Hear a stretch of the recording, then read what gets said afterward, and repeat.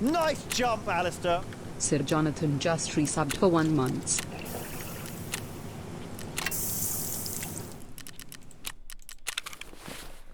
Well done. Well done.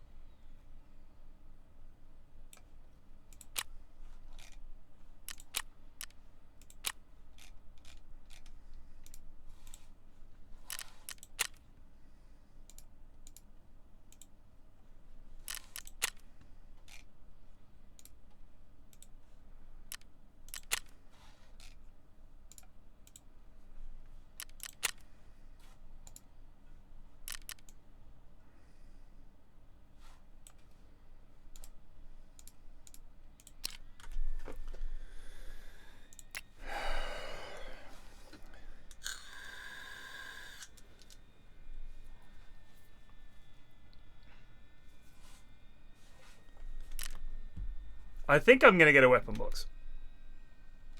I have to buy these things, but I'm going to do it. I'm going to do it right now. I need 8 of these. 3, 4, 5, 6, 6, 7.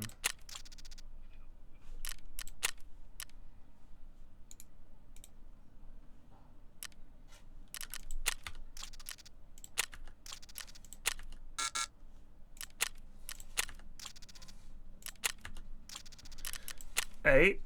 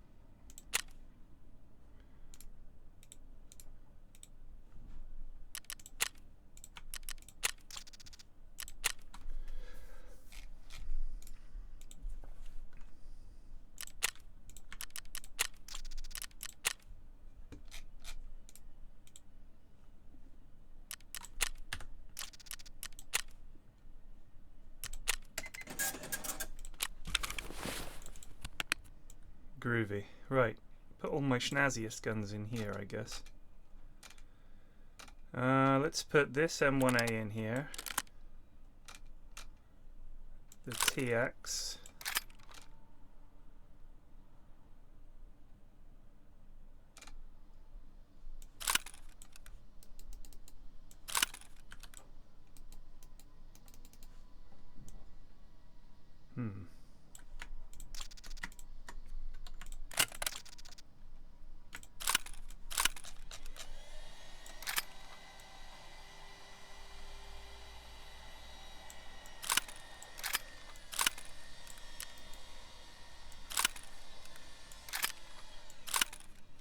Nice jump, Alistair.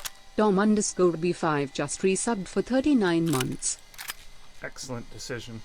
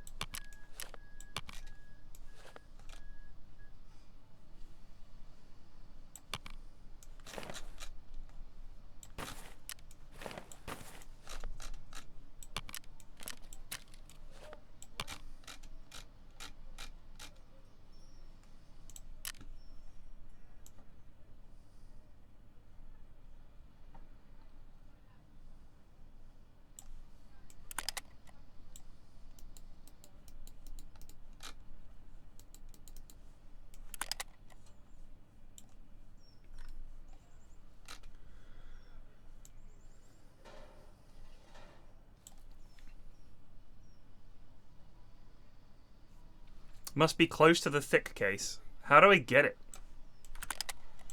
I don't even know how to get it. Is it from her?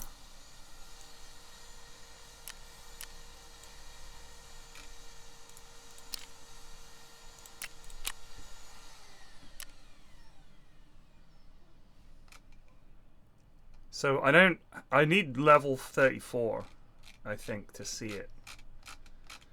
Either way, I've now got a bit more room. But, Christ, I've got a lot of stuff.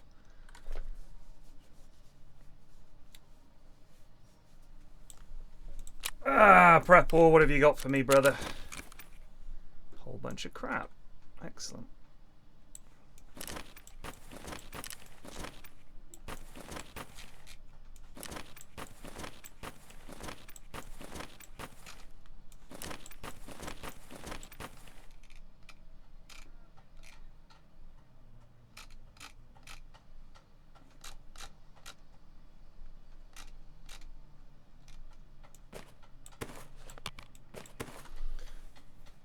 It's a quest reward for private clinic. It's a level 35 quest. Okay, well, we definitely want to do that.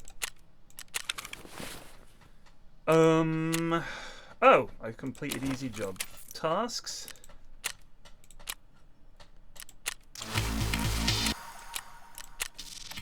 That's for the go to the roof. Sounds great. Secure the area.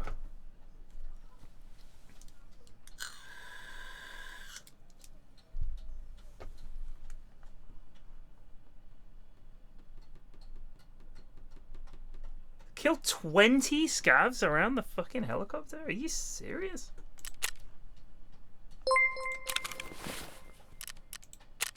Yogg's cast rated with 351 viewers. Ah, an excellent decision to raid.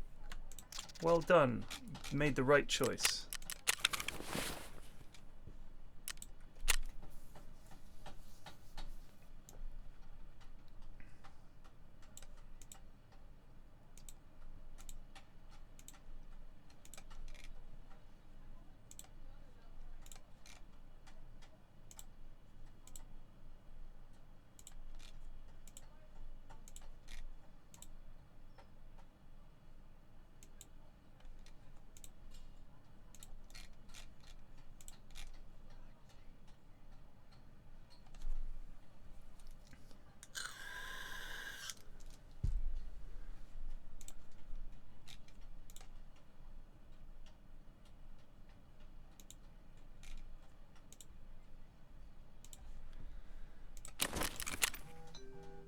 Let's try a little bit of reserve action.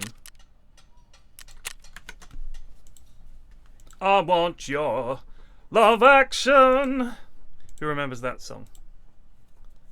My kids are home today because their teachers are on strike.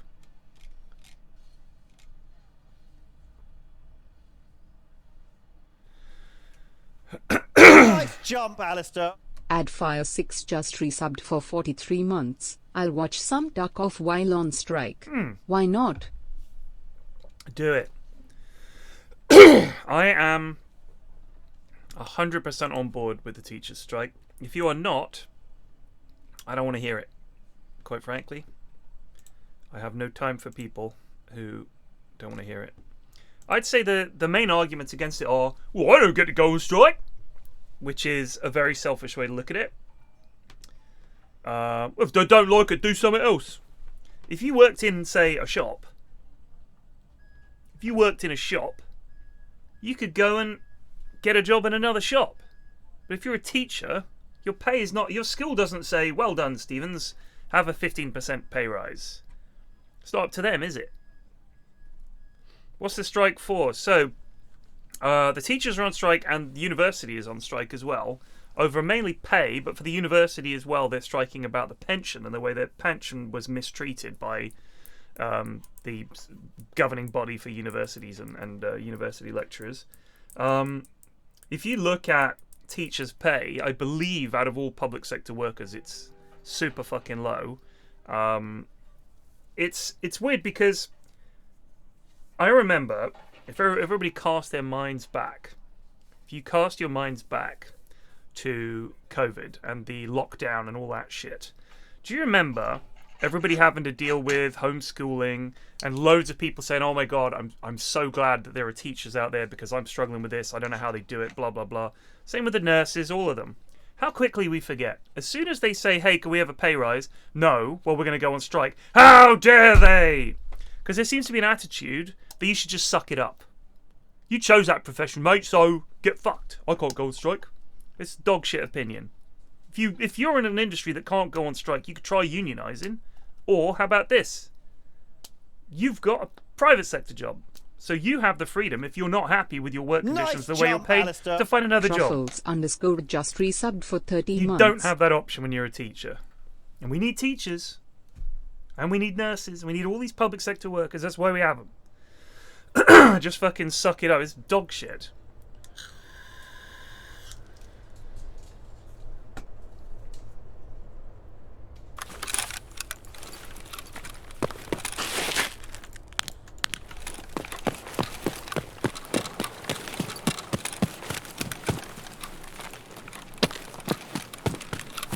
Well, we're dead here.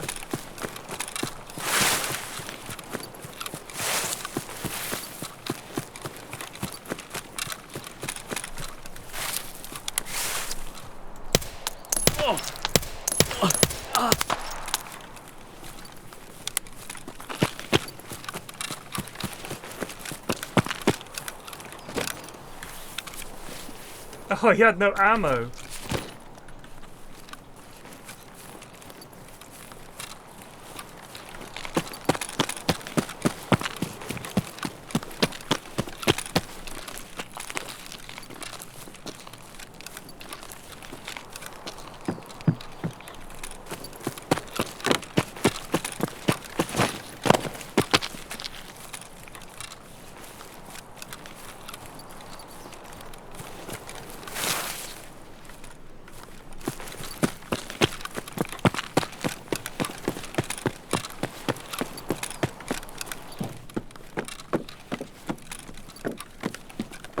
I'm still convinced intelligence or something can spawn back here.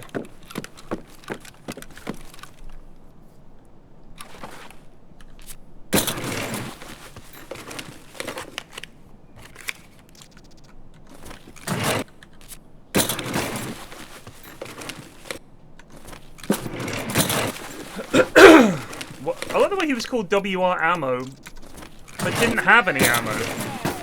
W1L0V3RL0RD just gifted 5 subs. Thank you. What a name.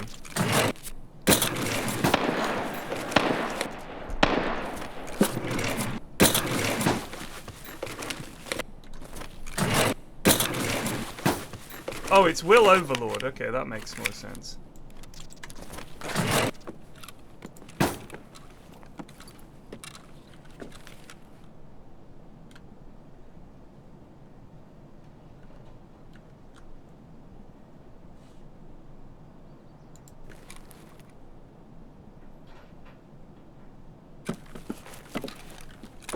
I'm sure I heard action from up here.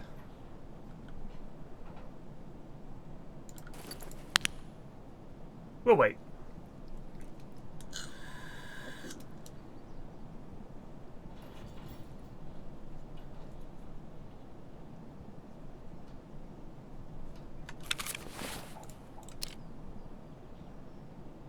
Nice WR jump, ammo Alistair. waste.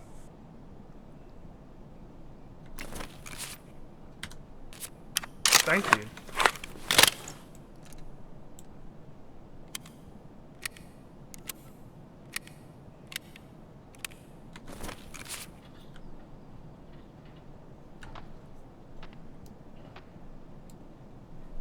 So I bumped into a few chads up there lately. Oh shit, I forgot to bring my bloody paracord.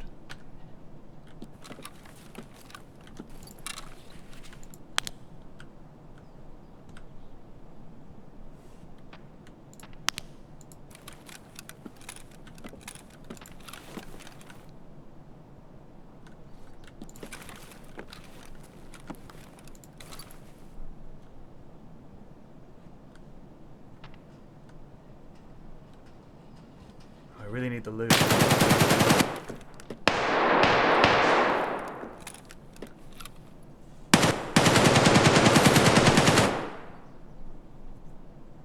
That's close.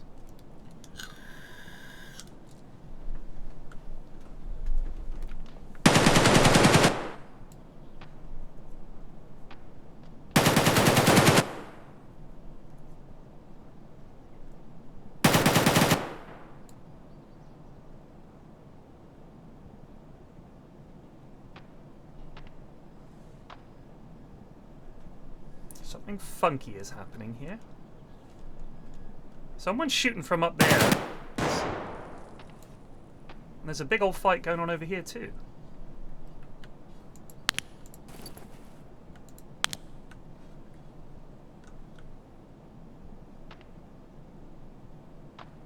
I don't want any part of this.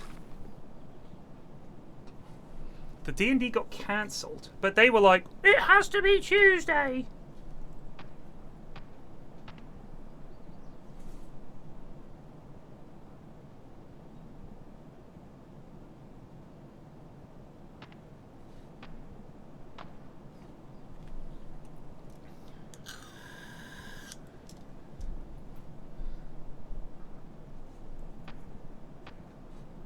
There's such a weird noise coming from up there.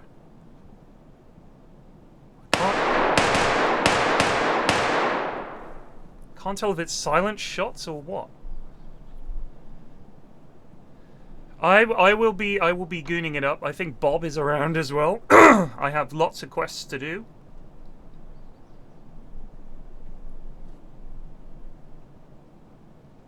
Well, look, I need a poop, so we better go for this.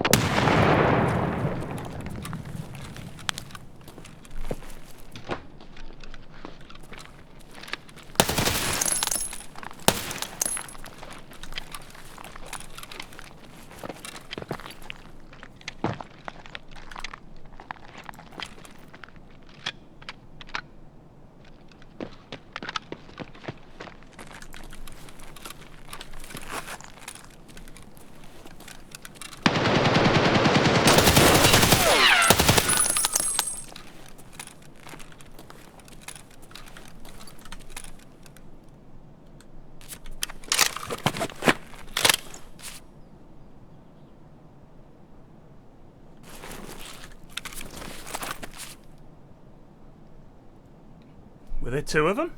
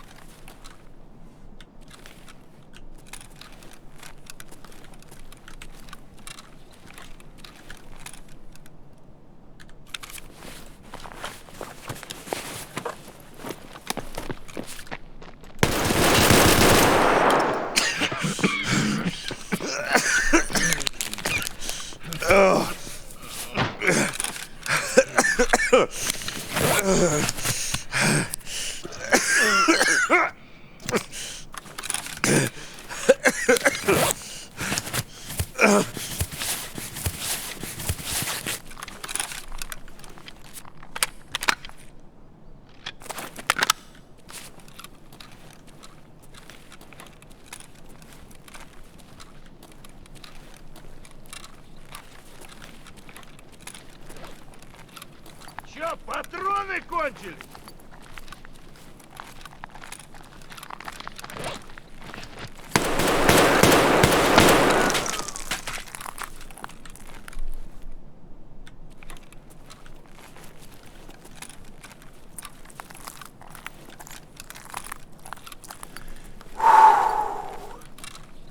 My heart is going so fast.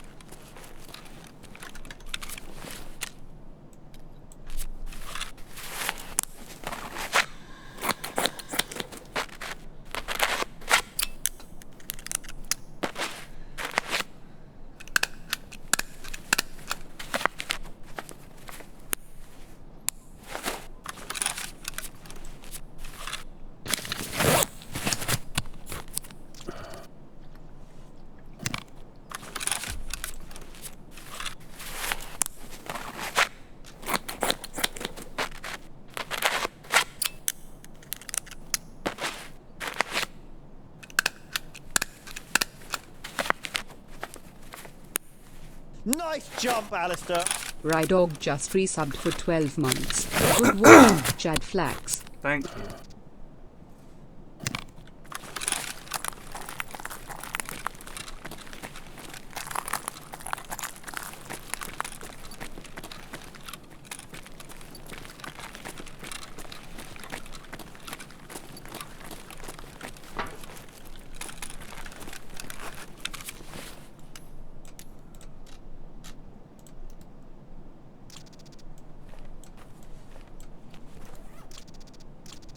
Oh shit, Cayman, that's nice.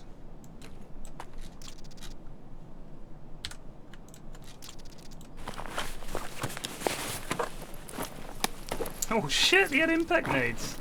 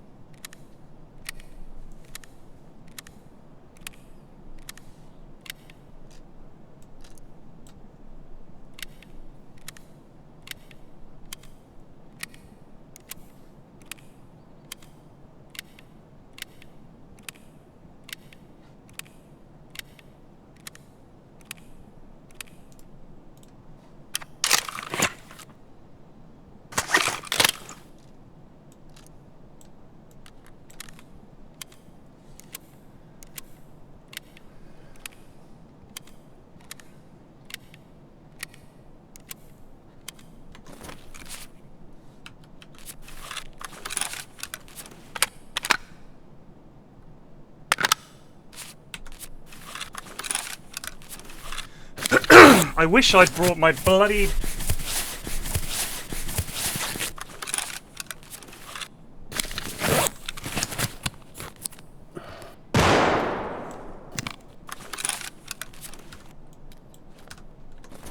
Well, where was that?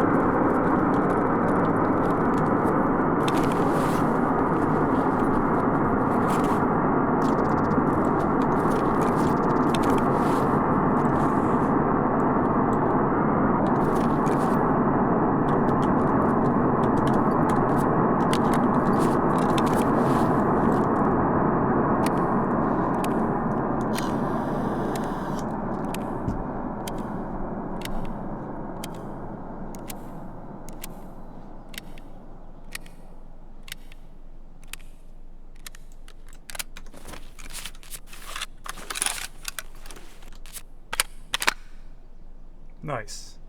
A Chad killer.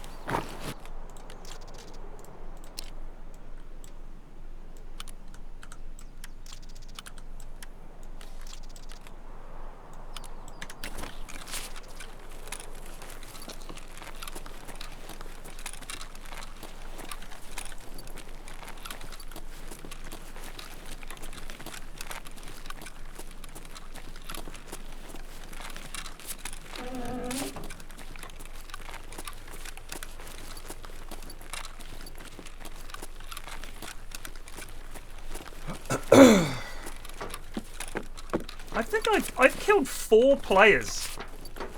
I've never done that.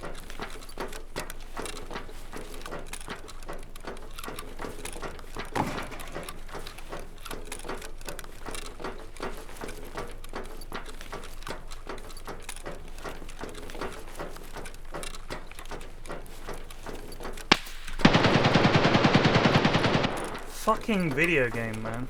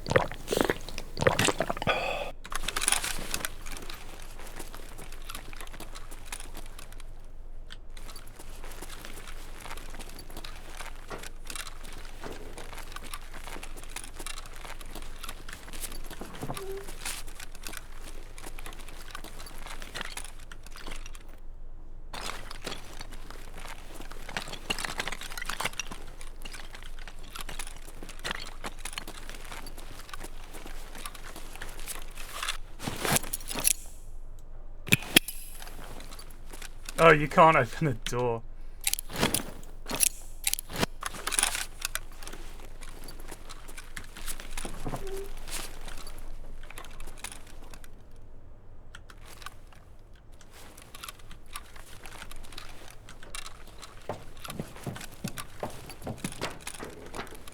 think the lights are on, eh?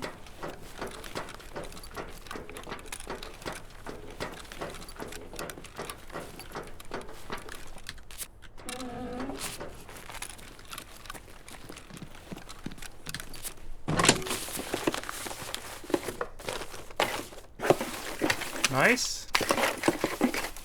Nice.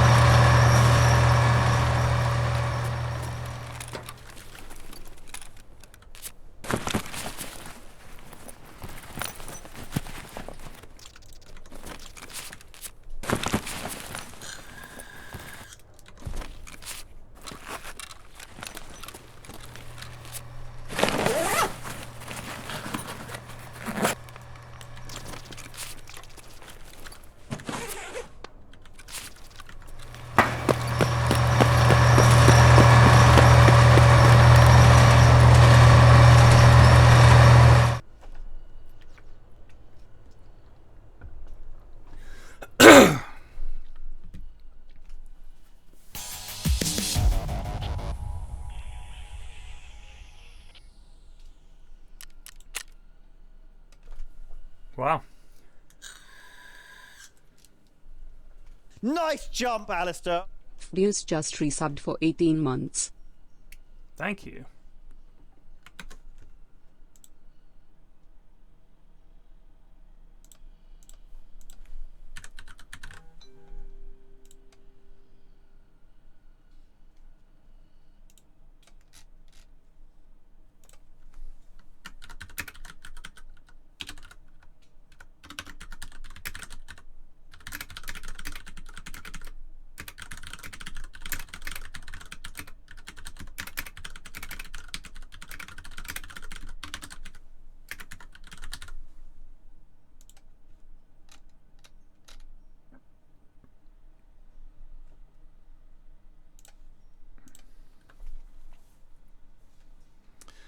That wouldn't affect upload.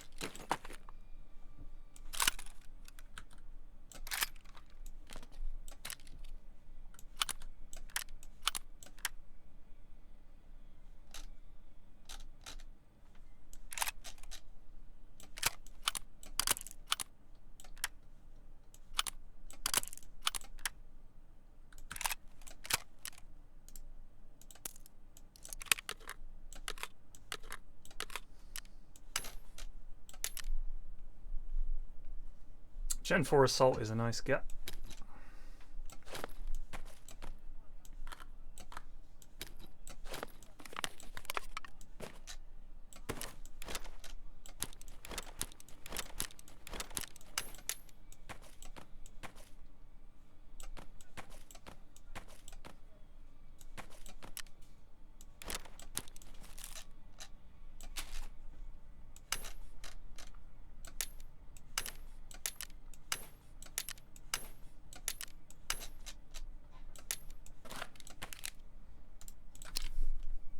Tier 5, baby. Let's go.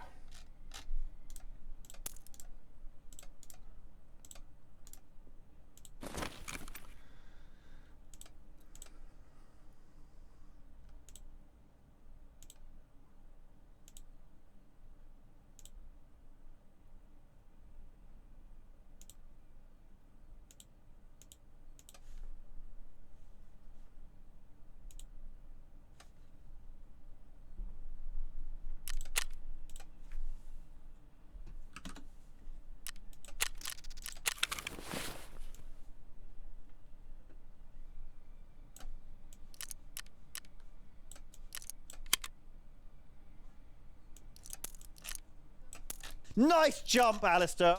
Midgond Chris just resubbed for 98 months. Whoop whoop, only 2 more to go to 100. Yeah, Thanks I'm gonna for pop being to you Lou, flax and hopefully regardless the of internet lag. will improve. Fucking assholes.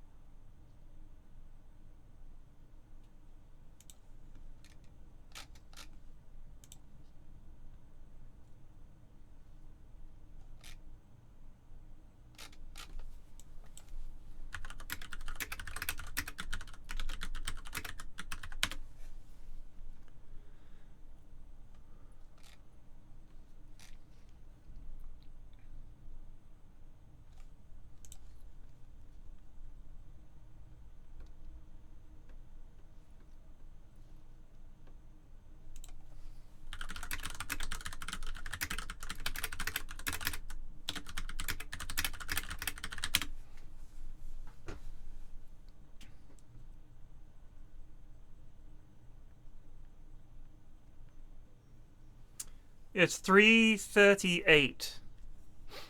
So you should be getting up to date now.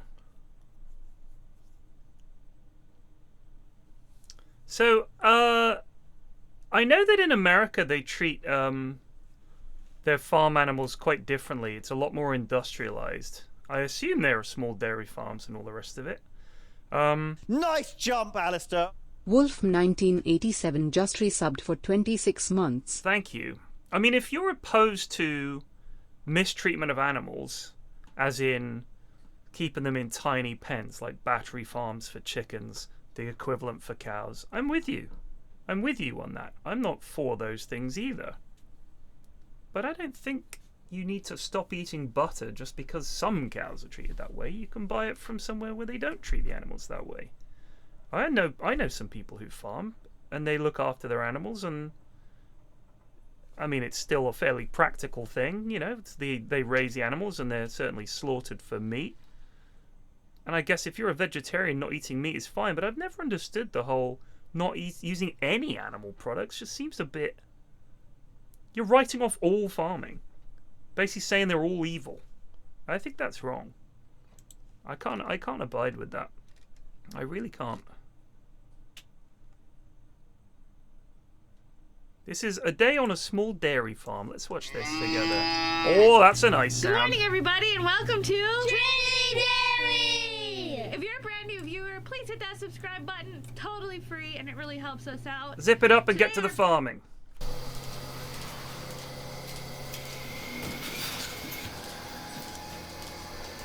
This is where he drills the cow's brains out while they're alive.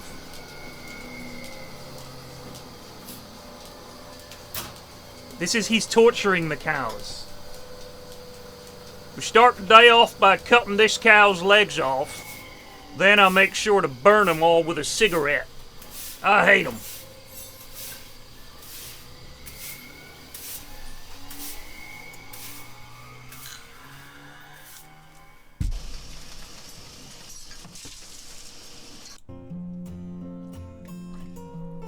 They're lovely, aren't they? Yeah, they're all having a look at the camera.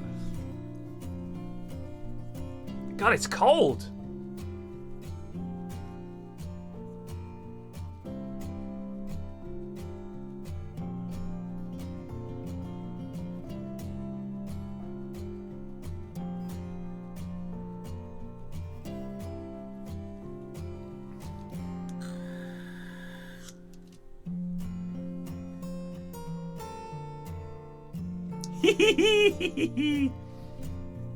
They got very sweet faces, haven't they? Pogittinger just resubbed for 103 months. Good day, sir.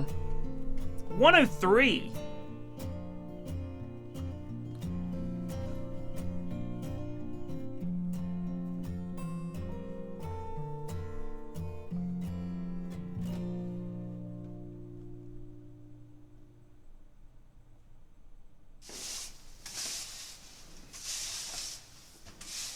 Hi, Jason. Oh no, they're gonna eat the baby. Gah! When they do that, when they're kicking their legs, it's so funny. They do that. They're just like so happy. I like your outfit. Here's where our cows can lay down out in the pasture. Oh man. Here. This, we took a big straw bale, spread it all out. And you've got all the other spots where we had round bales at, and we moved them. So they have plenty of fresh bedding that they can lay on if they want to get out of the snow. Hey, girls.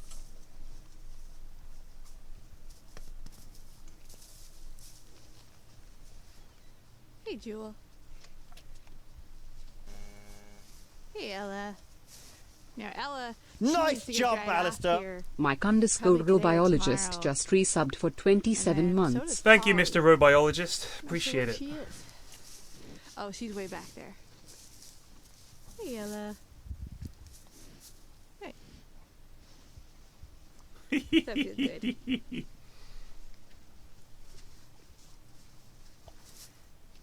Yeah, we had a question here about our DHIA results.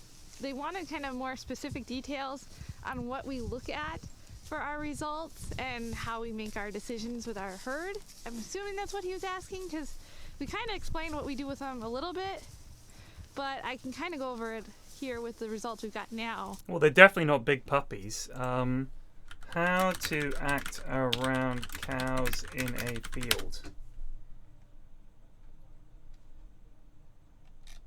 Where's this lad? There was this Irish farmer.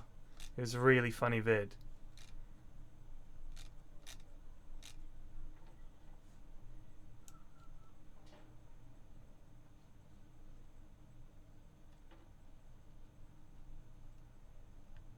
I mean, they kill people every year.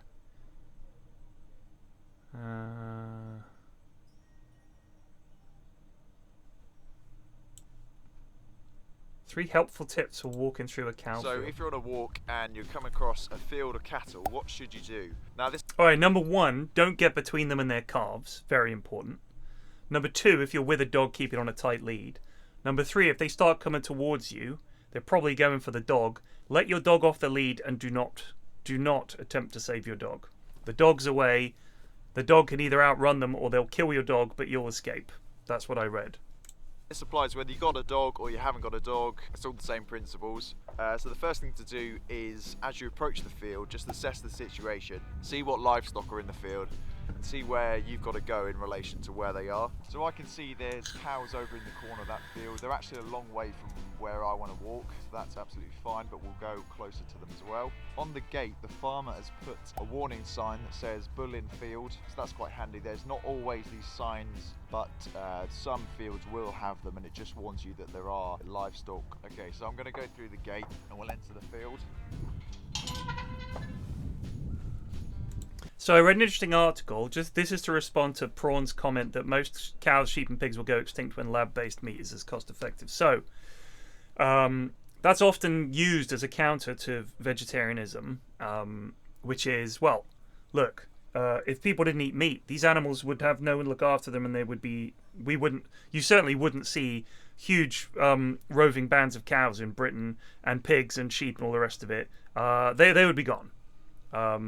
They wouldn't be here. There might be some small herds, but I don't know if you've ever seen cows eat and pigs eat and sheep eat everything. So you may think they'd be fine, but who wants them on their land eating all their crops?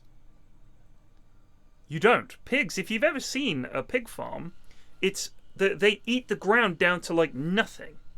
So if they were wild, you would have huge tracts of land just being consumed, and people would say, "There's all these wild pigs eating my land, eating my property, eating all my vegetables, all the stuff I'm growing, all the plants I'm growing. They're eating it all, so they got to go."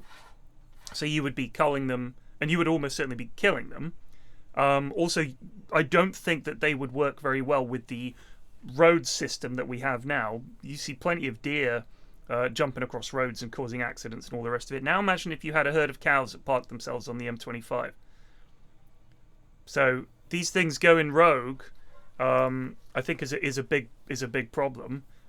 If these animals aren't fed an awful lot, there's an issue. So what are people going to do when these things are on their land eating their stuff? I mean, you want to go out in the morning and see a bunch of sheep walking down the road. It might seem fun at first, but what would you do? What would you do when they eat the local park? They wouldn't, would they? There's nowhere for them to roam. There's nowhere for them to go. So let's put the idea that they would just live happily, free and wild. Let's put that from our mind. It's not really going to happen. You certainly wouldn't have them in any of those numbers. But the argument is that by us keeping them and eating them, that, they would die otherwise. But morally speaking, what you're saying is, I'm going to raise this animal and imprison it for its entire life, treat it however I want, and then kill it when it suits me, and then eat it. So is that really a moral argument?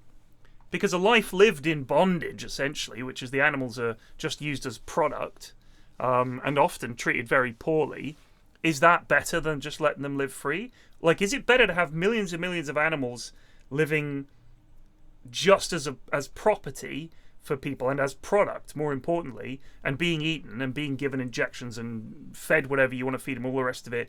Is that better to have millions and millions and millions of of animals living in those conditions than not. So the argument is we wouldn't have as many of them if it wasn't for that. You wouldn't suddenly have herds of wild cows. There would be far, far, far fewer of them, if any, really. In many cases, there really wouldn't be many at all. I suppose some people might keep some cows as pets, but I don't really know why. Because they're going to have a calf every year. If you just have the mother cows walking around, sure, I guess, then what's the point? People aren't going to keep them. So the argument then is like, well, by keeping millions and millions of them specifically for industrialized farming, is that better? And I'm not sure the argument really adds up. I think that I like meat. People like to eat meat. I think having some meat is good for you. Eating tons and tons and tons of meat, obviously not good for you. But eating tons and tons and tons of anything is not good for you. So I just think that if we're going to argue that farming is in somehow a good thing, because otherwise they wouldn't be cows, I don't know if that's true. I don't know if that argument really adds up. But equally, I'm pro-meat. So, quite honestly, I would rather the animals be treated well. I think it's wrong to have the massed farming. I think that meat being in everything is wrong. It's too cheap. There's no necessity to have meat 3 times a day. Historically, we haven't done that. I don't think it's right that we have so much meat that they fucking shove it in everything. I think a lot of it is just thrown away for waste, which is terrible. We should treat it much better. We don't need to have meat 3 times a day. You don't need to have, for breakfast, have 7 different kinds of meat on your plate. You don't. You don't. If you don't think people eat meat 3 times a day, let's just say I had a bacon sandwich for breakfast, or let's say I had started the day with a full English. Right? So I've got pork on my plate. Right there. There's some pork for breakfast. That's some meat. For lunch, have a chicken and bacon sandwich from M&S. Pick one of those up. And then for dinner, I have a hamburger.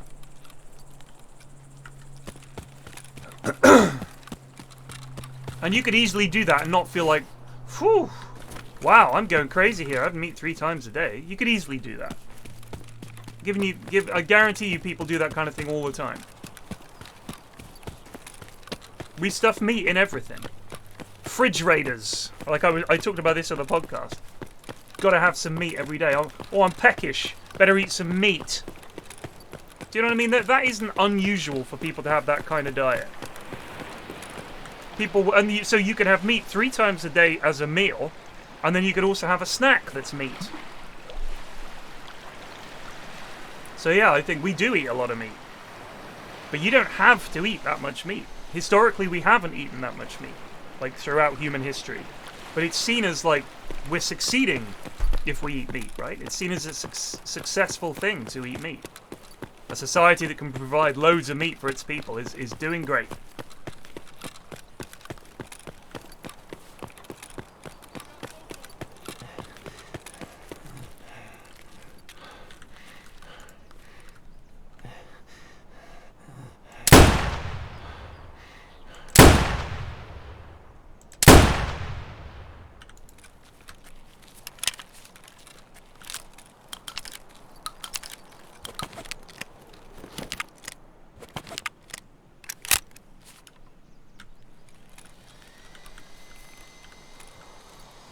Okay, it's nothing.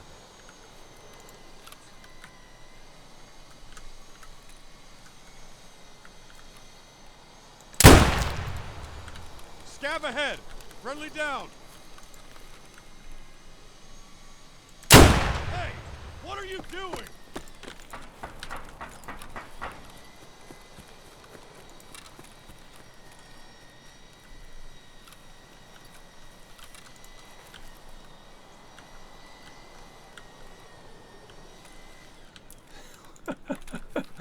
Hey, what are you doing?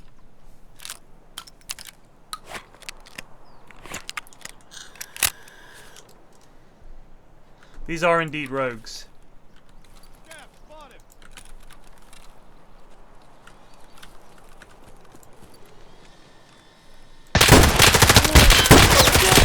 Well, we tried.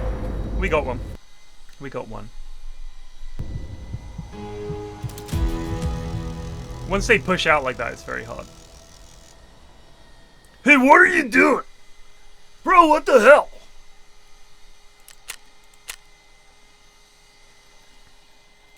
Shame. So they were all at the front. That's interesting.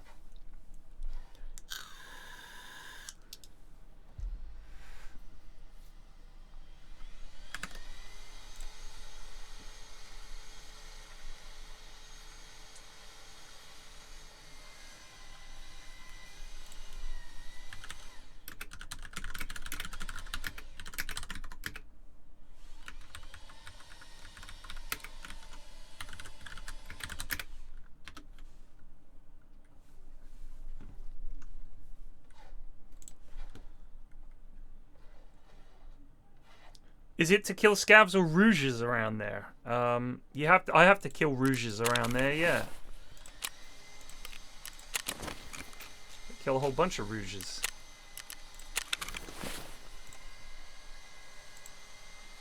They will attack you, yeah.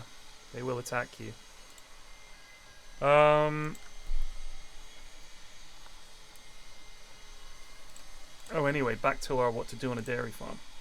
I'll see if Bob and a few other people get on. We could do some raids. So as you enter the field, the main thing is just to not make any loud noises or sudden movements. Anything that's going to alert the cattle that you're there or stress the cattle. So I'm going to head closer to the cattle and see what they do.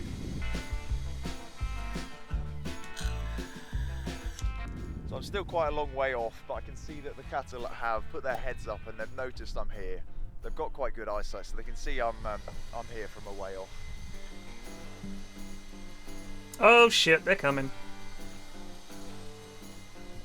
So this one guy was this Irish farmer, it might have been a TikTok, and the cows come over, and there's like 50 of them, all just standing there staring at him.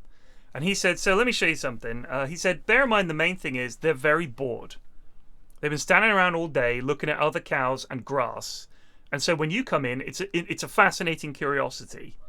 And if you run, they will run. And if you walk, they will walk. And if you try to move towards them, they'll all back off. That was what he found out. It was quite funny. But obviously, if you were walking and this happened, these are heavy animals. And they will lie down on you to try to crush you. That's what I was reading a BBC report about this woman that got attacked by cows. And they stamped on her dog until it was dead. And then this cow sort of knocked her over, and then they'll like lie down on you to crush you because they know their biggest weapon is their weight. Elephants do the same shit. Really, they're just very curious. These ones have come straight up to me as I've walked across. I haven't walked very far at all. I've walked about 40 foot and they've come up to me. So again, the main thing is that I don't make any sudden movements or loud noises. They still are quite flighty animals, so if I do anything to scare them, that's going to raise their stress levels and they're going to run away quite quickly, which can be a bit intimidating. So every cow's got a flight zone around them, and that's the point where they'll start moving because they get a bit scared of you. Now these ones I'm with are clearly quite friendly. They're not really too bothered that I'm here. However, if I walk closer to them,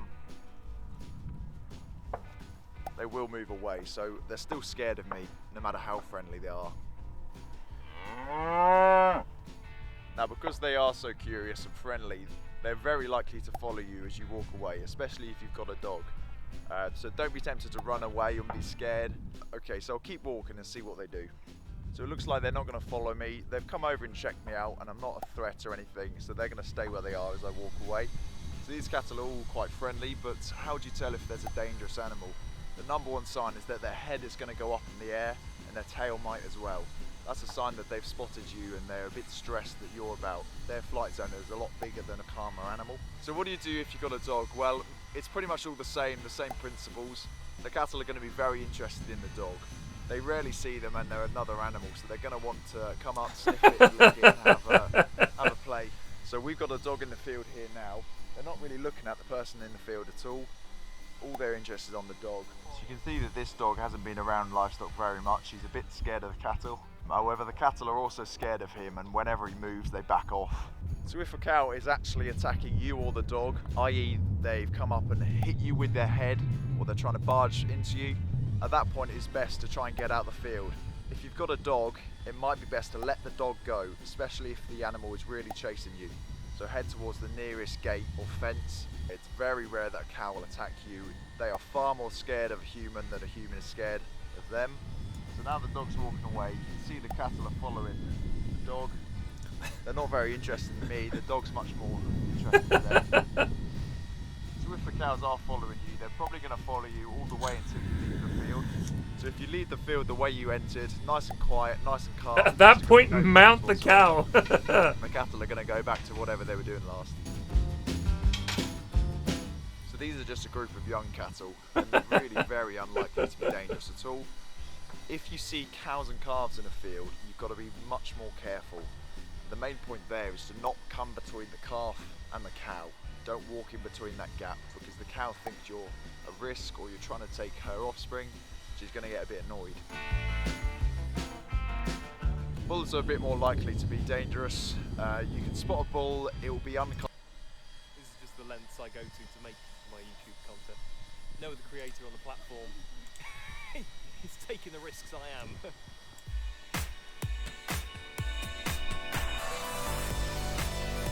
This one's a bit more jazzy. Yeah, waterproof on because it's a British summer. You come to a field. Get on with it, mate. That other lad was perfect. Straight to the point.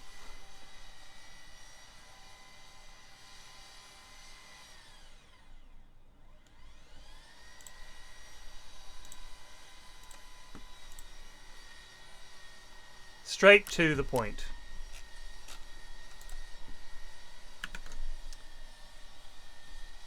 Pyrian looks like the kind of guy that claps when the plane lands. What are you basing that on?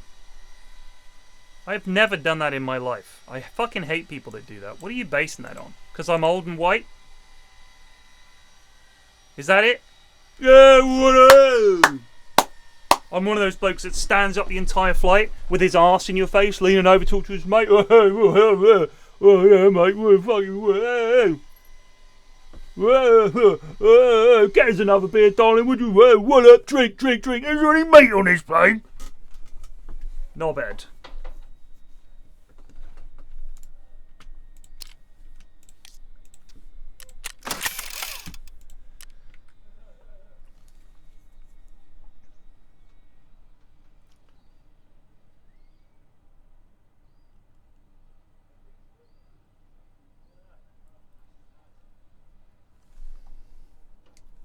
I've been in a airport before, and there's people in there having pints at 10 in the morning. People clapping when the film ends. People clapping when a plane lands. People clapping in general. I snap.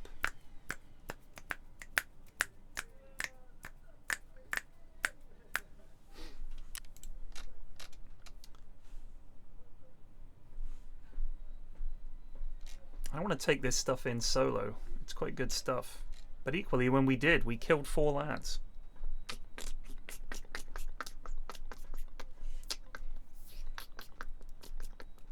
Sod clapping for the NHS, banging your pots and pans. That can do one. What was that all about? My mum was doing that. Very proud. Oh, yes, I was out clapping for the NHS. Were you? No, mum. No. They can't hear me. It's pure theatre, making you think you're not doing anything. You're not doing your part. Try not voting for the fucking Tories. Try that. Try that on for size. See if that makes a fucking difference to doctors and nurses. Knobhead mum. Mum, you knob! I need to mark one thing on Shoreline, but I don't want to go to... on Lighthouse, but I don't want to go to fucking Lighthouse.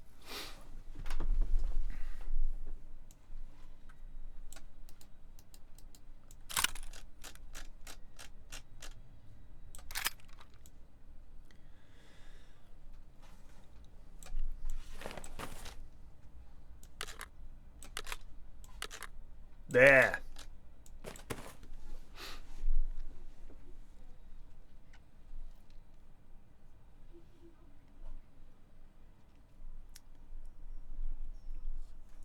I just walk around clapping. Someone's done something, haven't they? Someone somewhere's done something, so better just clap. Better just be clapping. ABC, always be clapping. That's how I live my life. ABC in it.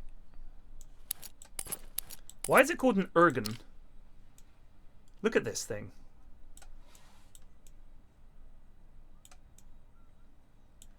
The Ruchnaya Granata Nastupatelnia. Offensive hand grenade. Well, that's much easier to say, isn't it? It's an offensive anti-personnel fragmentation hand grenade of impact form.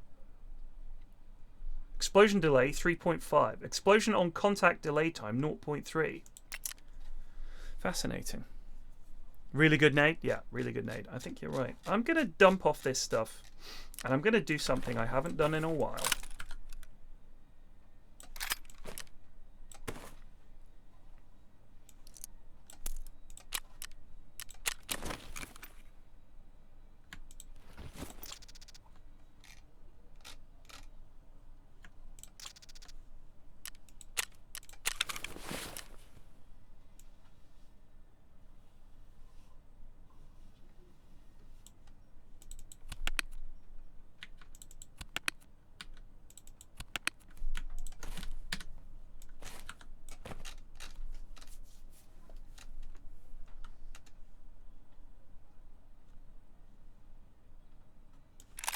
I'll take the KSM in for this.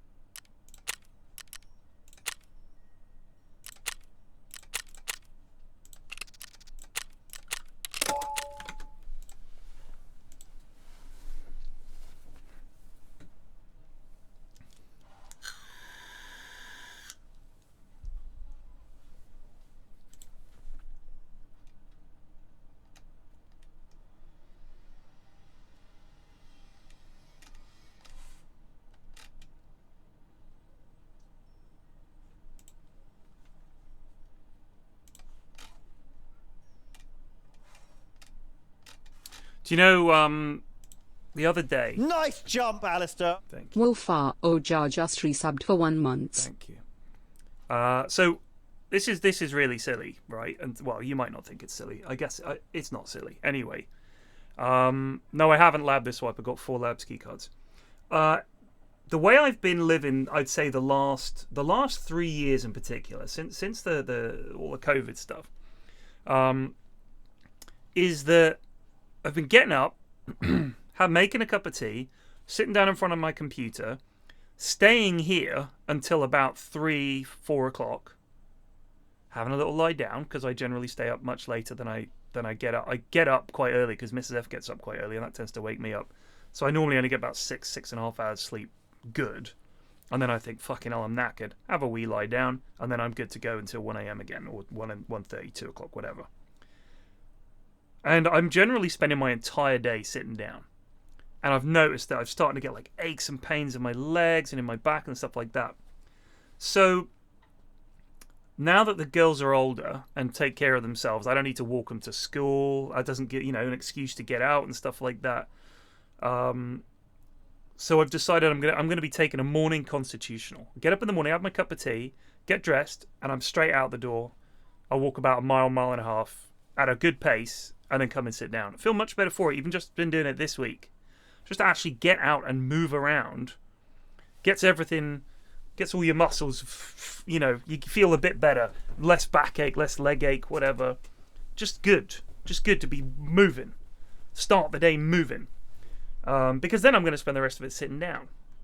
And I'm walking along and I'll listen to something, or I'll call my mum or something like that. And I just think walking is like low impact. Not going to mess my knees up because I can't run anymore. It messes my knees. And I get shin splints as well. I get really, really bad shin problems. Playing too much 5-a-side on AstroTurf screwed up my knees. So they click a lot and stuff like that. So I just found that a nice. I'm nearly 47. At my age, a nice brisk walk is fine. You know what I mean? It's fine. It's nice. Because I want to get back into lifting again. Was it last year or the year before? I was lifting a lot, actually getting quite into it. But it was very expensive going to the gym, and I'm much too lazy to go to the gym in town regularly. So this one was really close to me, so it was good. But I think I want to get back into the idea. If I start with the walking, we build up to doing some lifting, we're away with it.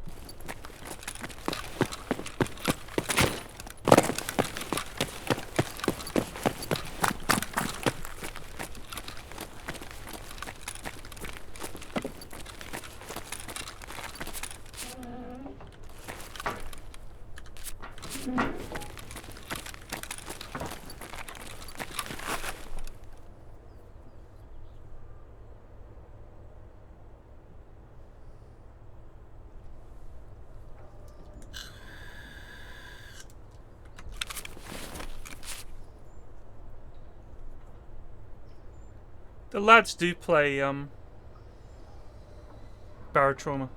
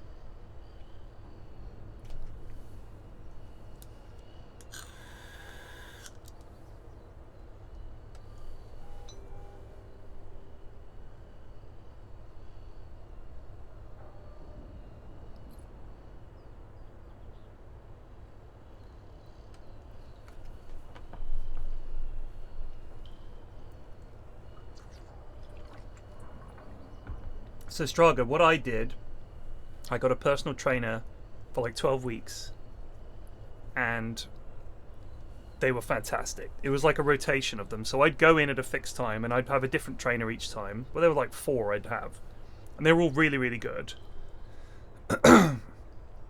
And the main thing is, like you said, I understand most of the exercises, and they're fairly simple, but it's what constitutes a good workout. And they push you that bit further than you think. So when you would have stopped and taken a long break, they're like, right, back to it. They'll give you like a minute. And you think, I'm never going to be able to do this. And I'm not kidding, after 12 weeks, like there were weights, I could not lift anything over my head. Especially directly up. Couldn't. And after 12 weeks, I was like able to lift loads more. And like benching and doing like all kinds of lifting I never would have done before. And if I'd stuck with it, I would be in, and for the last 2 years, I would be in amazing shape now, genuinely. But it was really expensive, and I'm very, very lazy. There was nothing else to stop me, just my own laziness. But it's bulking up, like getting big. I mean, if you're going to get huge, that's obviously a lot more work. But you can get pretty good muscle definition just going to the gym regularly. 3-4 times a week. And then maybe some other exercise on the off days. Running or cycling or walking. Just an hour a day. 1 hour a day I couldn't be bothered to find. 1 lousy hour. That's it. But when you go to see the trainer, I talk to Bob about this a lot because he goes to the gym. The trainer shows you the correct posture for all these exercises. The actual correct posture. Now, if you look at someone like Blitz, who's in incredible shape, he goes to the gym without fail every day, pushes himself, washes his diet. He's in amazing shape. And he's really studied it and made it a thing that he's super knowledgeable about. What you should eat, how you should work out, all this stuff. And he's been committed to it. And everybody remembers old Blitz, right? When he was like really fat. He got in this amazing shape and he's determined to stay there. He's an inspiration. But I am way too fucking lazy.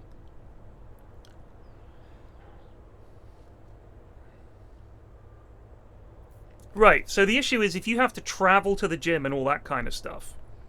And it's also if you have a job, it's hard, so you have to do it in the evening. A mate of mine goes to the gym, I think, 4 times a week. 3-4 times a week. And he'll go after work quite late. And that's a big problem. But I think if you really want to get in shape, just to a moderate degree, just eat slightly better and try to do some exercise. I would say 4 or 5 times a week.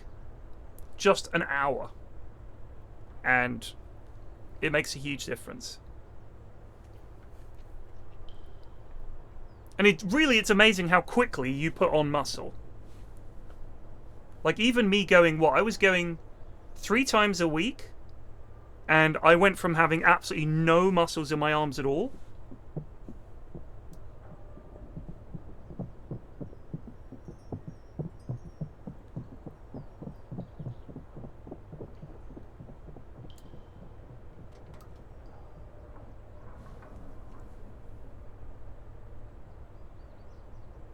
to having muscles in my arms.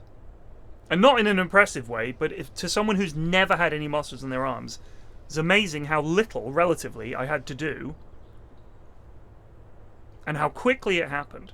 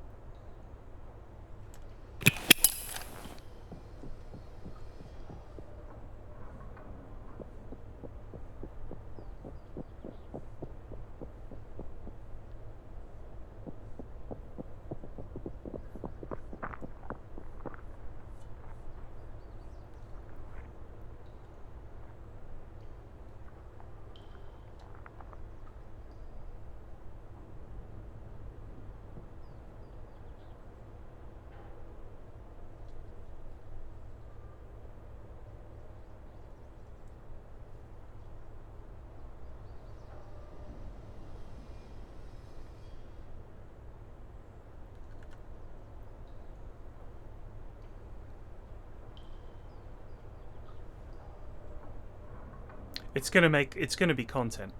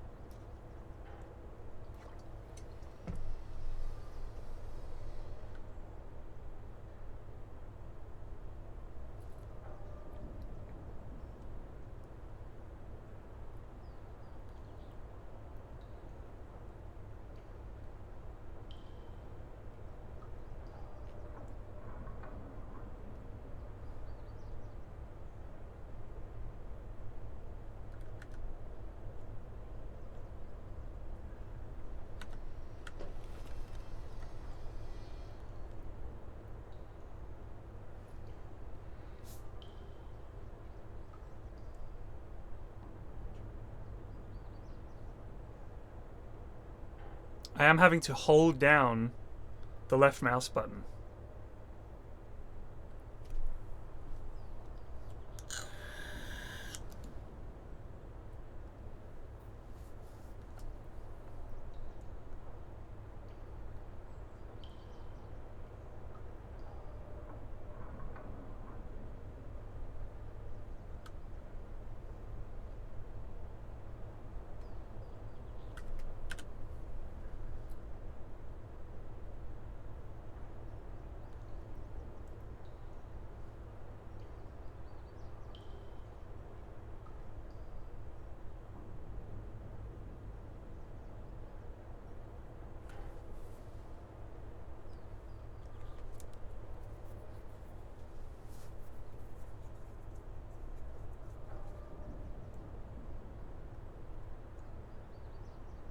Looks like I'm about to cast a spell.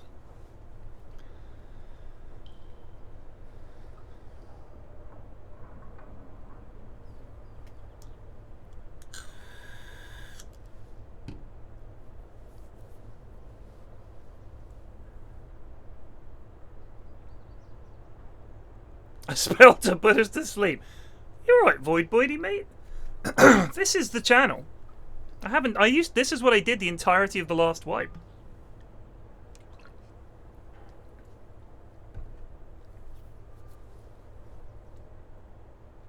Last wipe, this is all I did, was camping D2.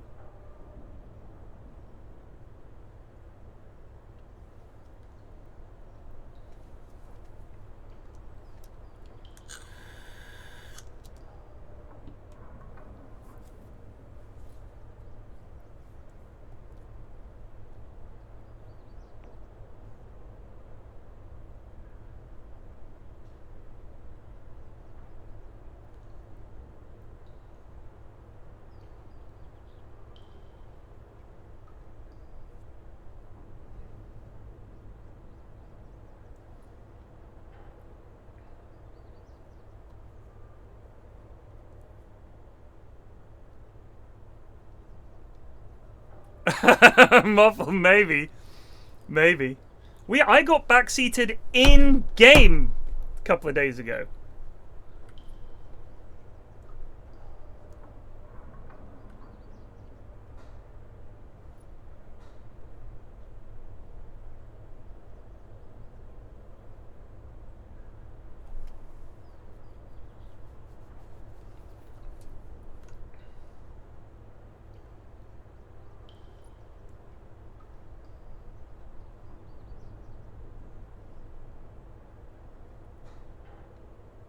It should be a command. I agree, Straga. I don't think we've got any mods on.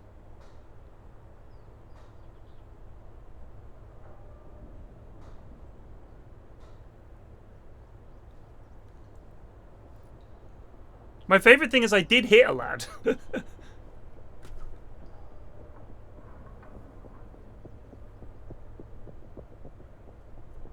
they come.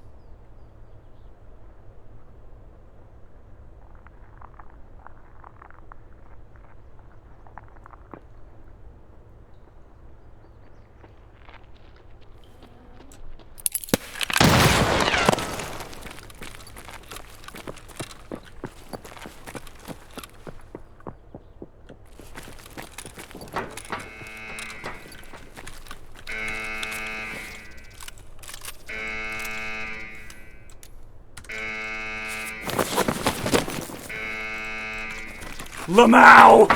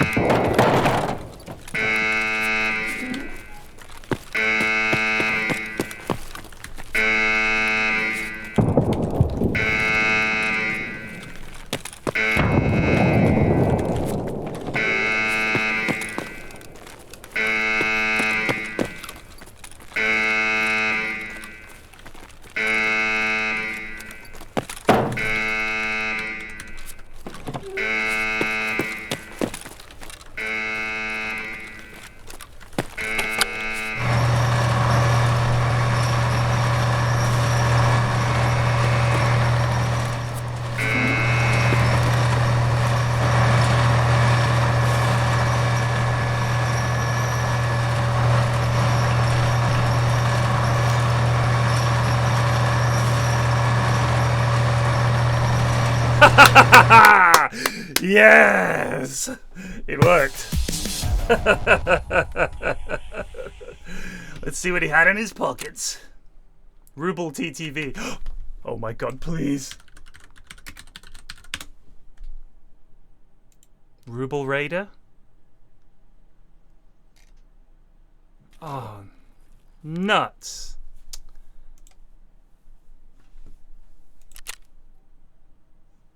The old Pyrian fastball. Let's have a look. Oh, what is it? Because I saw him, he dropped like a stone. Look at the tension on my face. Oh, I'm so ready for this. I have to turn my camera off so we can see me looking nervous. There we go.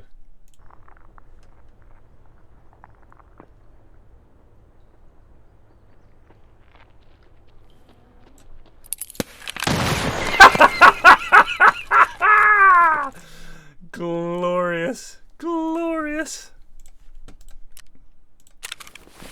Oh, not too bad. Not too bad.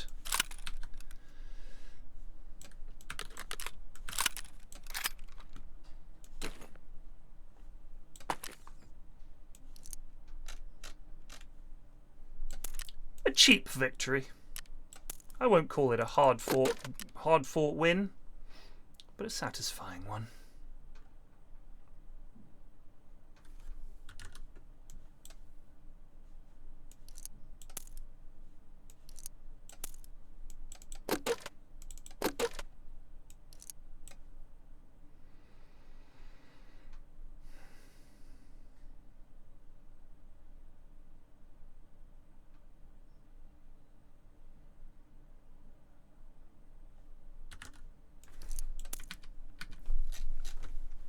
This is all just free stuff.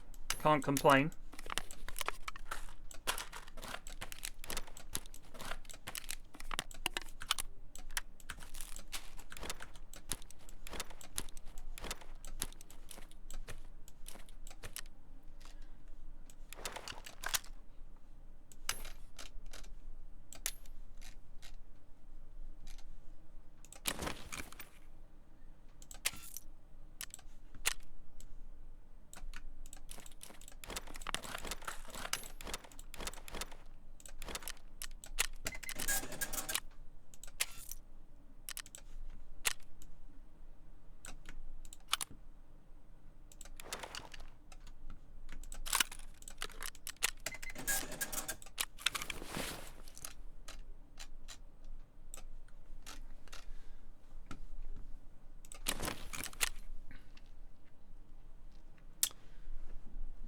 It doesn't matter how long we were waiting there.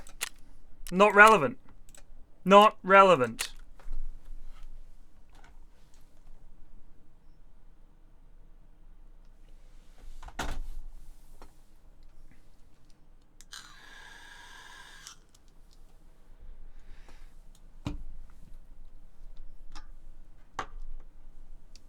Have I seen the Martin Lewis thing about Virgin Media hiking its prices? I have not.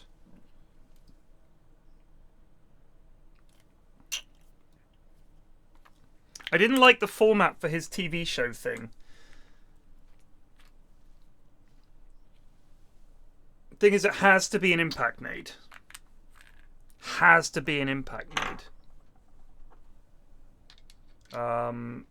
You can't do it with a regular nade because they can kill you or dodge.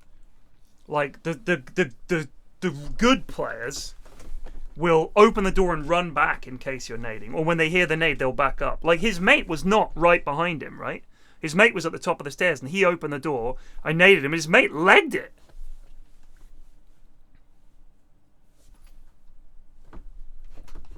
His mate absolutely legged it. And I think was then expecting me to push, and then I think was nading the hell out of the downstairs area. You will not find me, sir. Oh, no.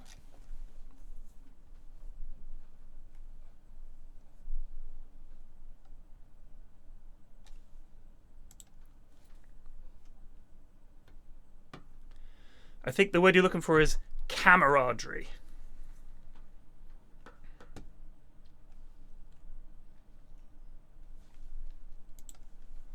Not camaraderie.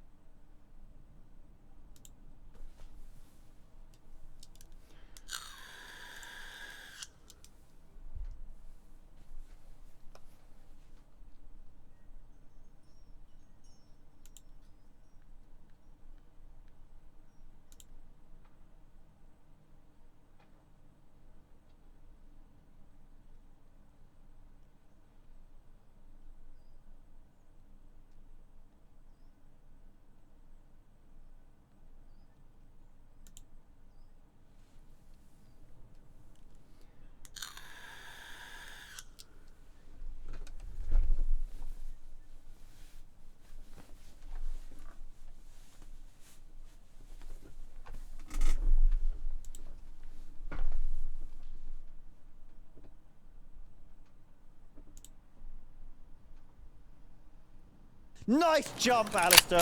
Prodigally just resubbed for 10 months. You give me needed distraction at work but not enough that I lose my job.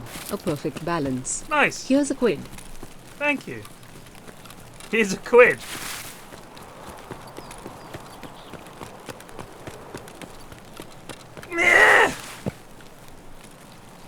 What do you do for a living that you can afford to spend a quid on this shit?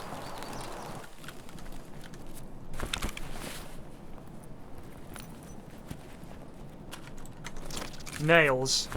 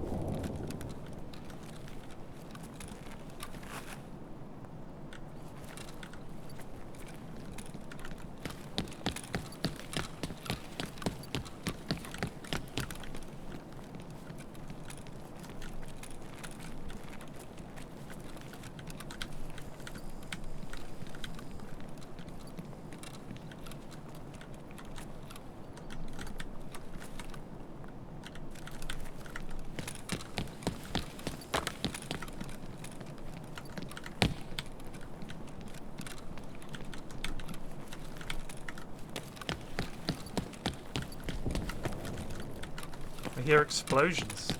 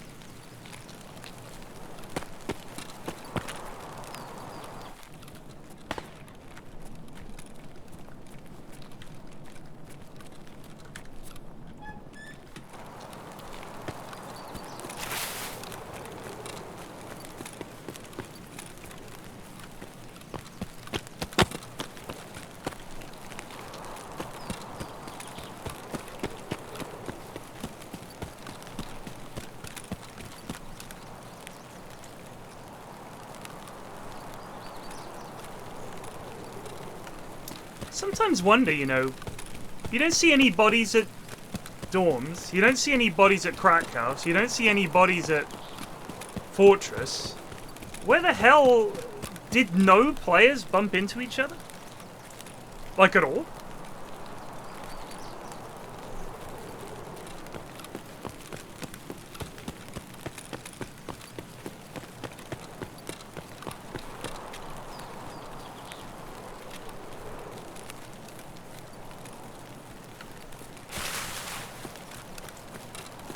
This wipes every 6 months. More or less. 6 months. By the time you get to the wipe, most people, I think, have stopped playing. Because you've done everything. You know, you... I think they should wipe it every 4 months, but they don't. It's every 6 months. Early wipe is the best fun. Pretty much everything you find has value. It's pants.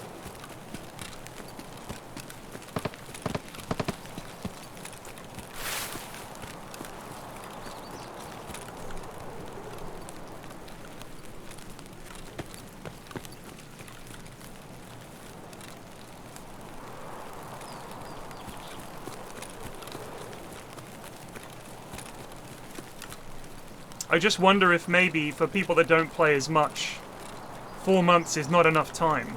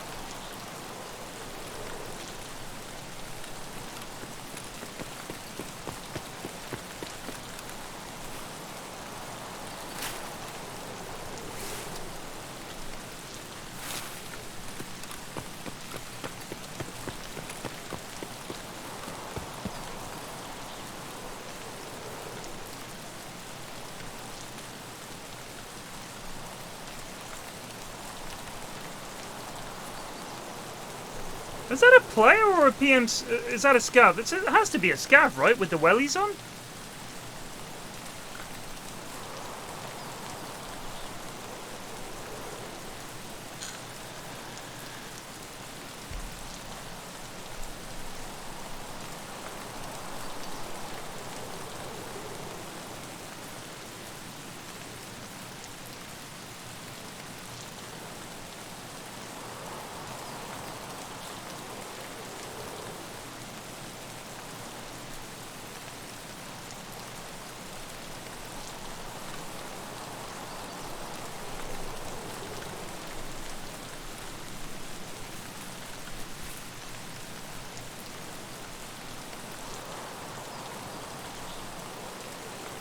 He is now the bait in my trap.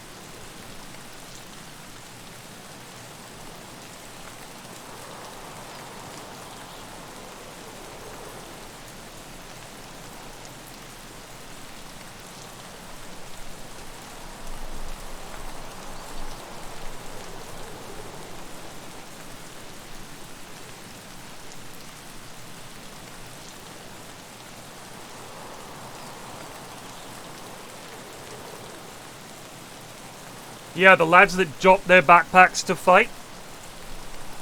And then just... be amazing.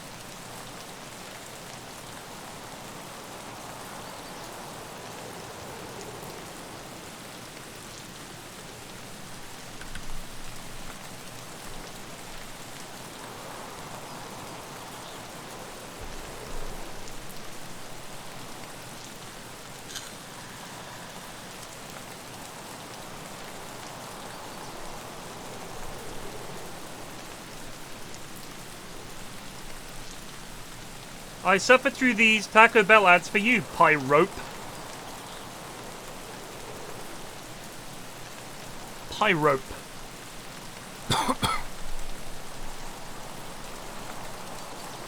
I'm rebranding as Pyrope.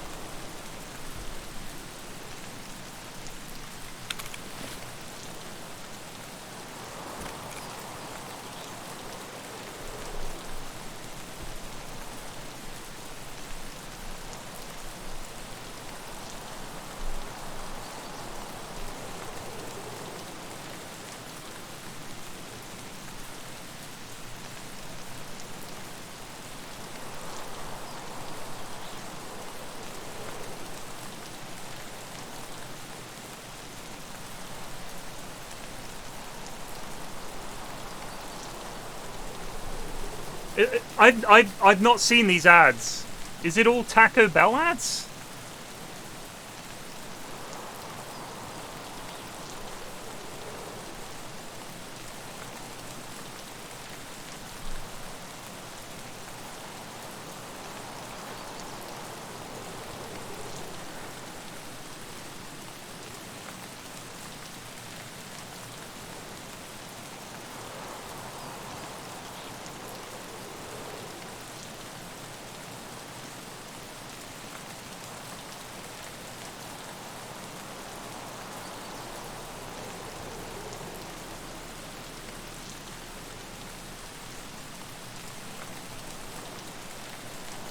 Last of Us was really good.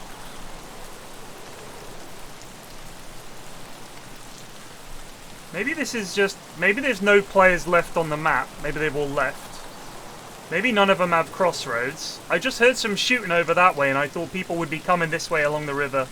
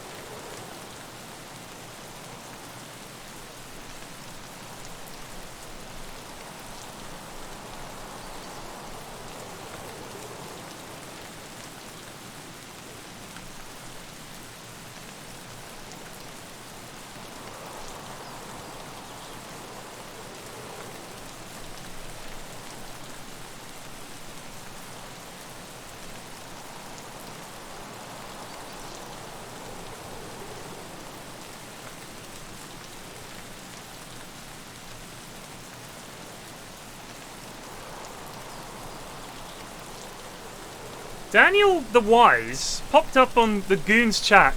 For once, I'm all for the strikes.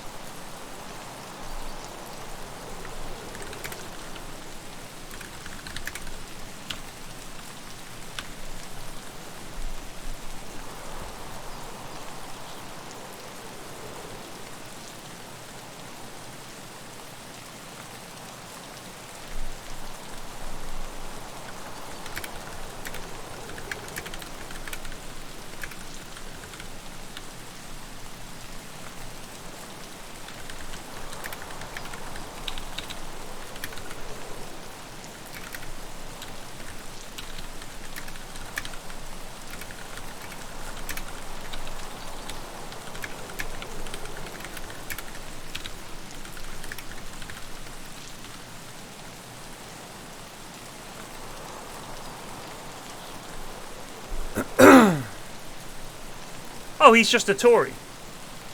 Daniel is just a Tory. That's all it is.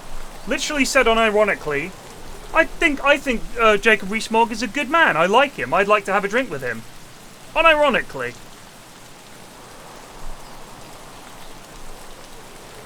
Just unbelievable. I feel so different to people that think like that I can't even begin to understand the logic. I just can't believe it. Yeah, well, for once I'm for the strikes because it actually benefits me. Fascinating. Fascinating. So you're generally against it because it doesn't benefit you, and yet you think we live in a society.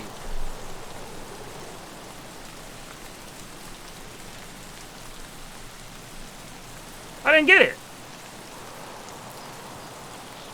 I don't get it.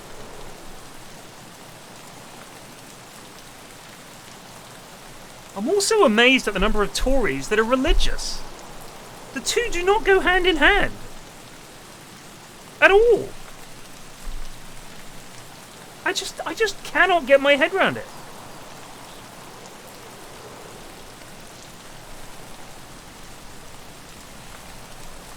I haven't got time for it. I've got no time for it at all.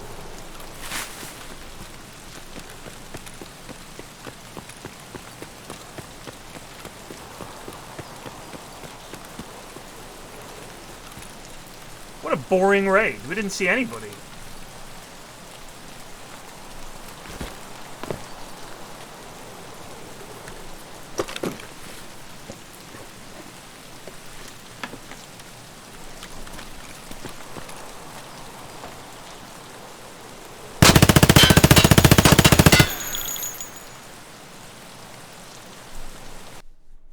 I just don't understand it. We've elected a bunch of cunts. Making excuses for their behaviour. It's just baffling to me. Why should they be able to strike and I can't? You can! You literally could. You could go on strike. Oh, you don't have a job that has a union? Okay, how is that their problem? So everyone should be the same, is what you're saying, and everyone should pretty much have the same access to pay rises. So everything should be privatised. Sounds like a pretty Tory principle to me. So if I work in the public sector, I'm employed by the government, essentially. How am I meant to get a pay rise? Just hope that Daniel elects someone else? Fuck off. Ugh. Got no fucking patience for it.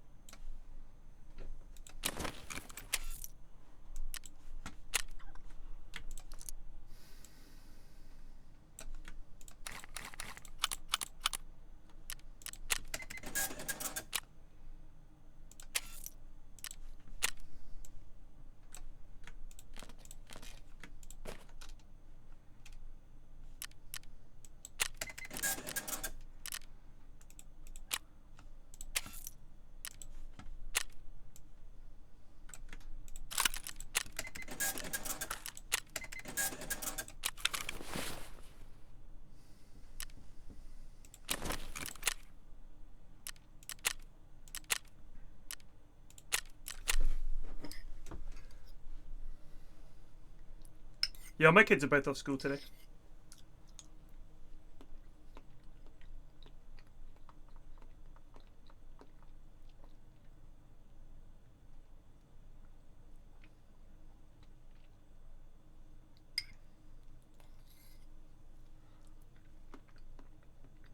I think the incredible thing is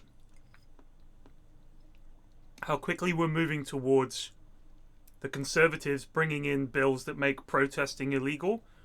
If you don't think that they would love to make strikes illegal, you're on another planet.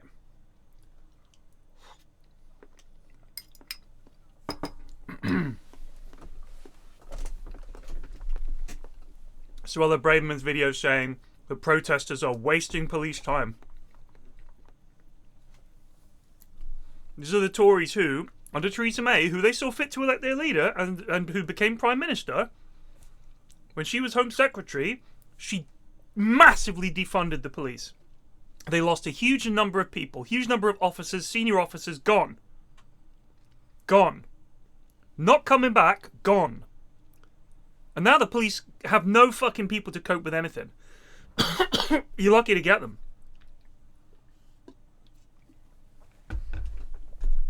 And they talk about they're the party of law and order and all this shit. They don't give a fuck. They do not give a fuck. And they want to stop you being able to complain about it. They are absolute jokes and they've got to go.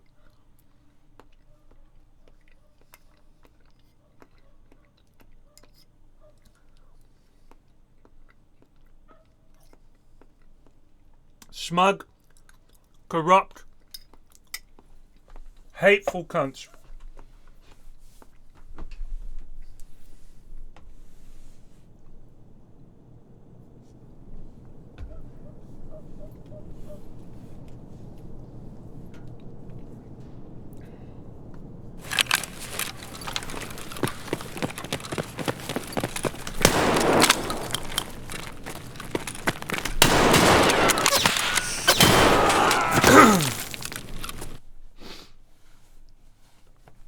Nice jump, Alistair.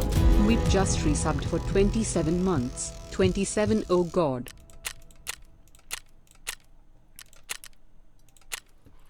Have you seen how Sunak is saying Labour is against feeding school children because of the strikes?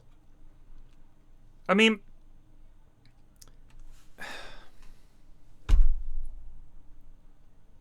what can you say? The problem is people that vote for them don't care. They do not care. They will support them regardless. Because people, I honestly believe people that vote for the Conservatives are incredibly self-centered people. They don't see it. They don't see it the way you see it. They do not care. They're not interested in anyone but themselves and what suits them. And Daniel's comment is completely on point with Tory beliefs. Oh, I'm for these strikes as it actually suits me for a change. They have no concern for other people at all. They live in a tiny bubble and they just don't care and they're afraid all the time of everything. So they don't live in a country. They live in their tiny circle and everything out that can fuck off. That's the Tory. To me, that's the basic Tory.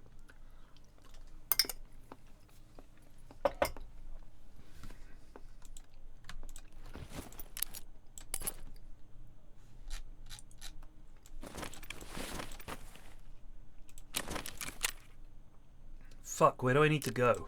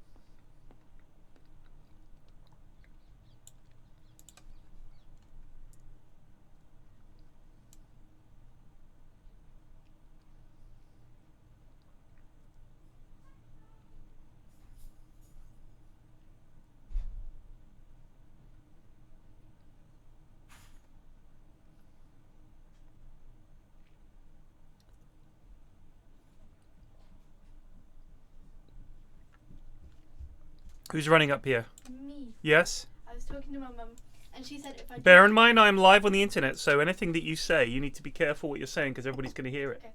If I do some SATs papers Yeah. and get over like 70 on each one, she said she'll get me a Sims pack. So can you set up some SATs papers for me? I can. Thank you. What do you mean set up? Don't you have the books? Yeah. So where are they? Downstairs. Well, go get them. Let me check what my mum said about.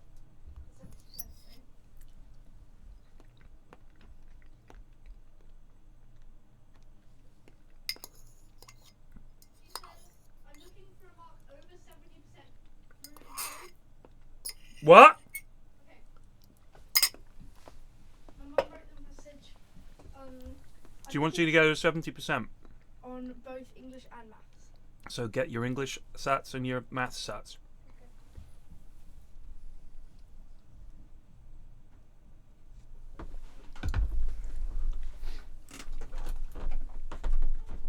You can do them up here.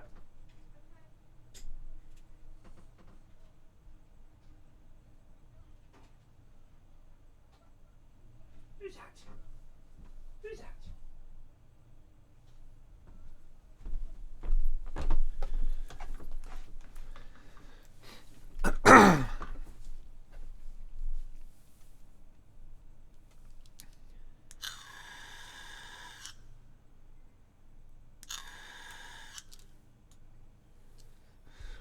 I mean, it's pretty astonishing in itself that the system that we have means that basically we don't get to have an election after all that we've been through and how many leaders they've gone through and the number of disasters. Still have to wait essentially 2 years. It's ridiculous.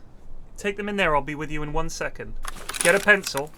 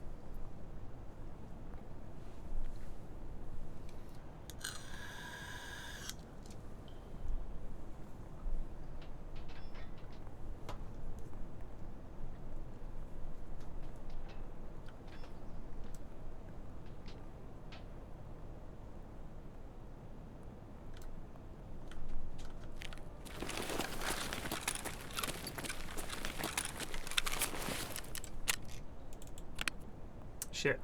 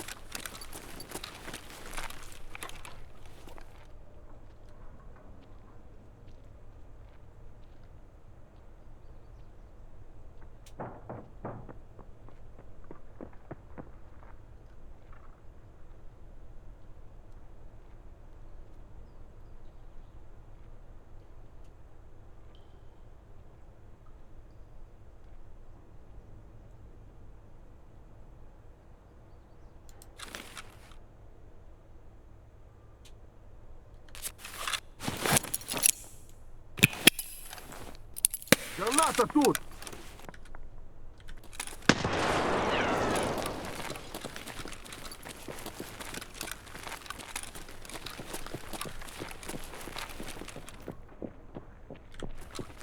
Ты куда пошел?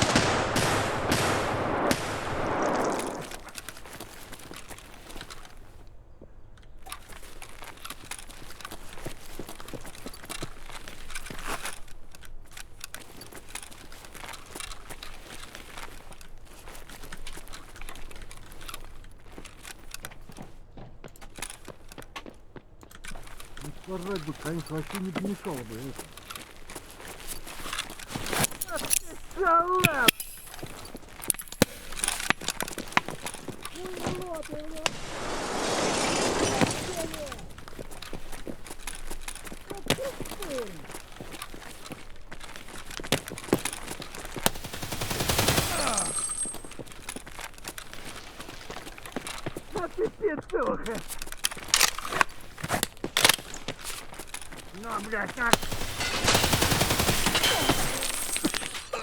Sam!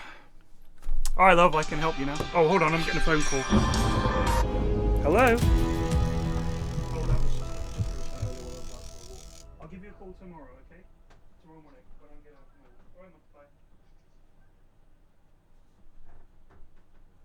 Right.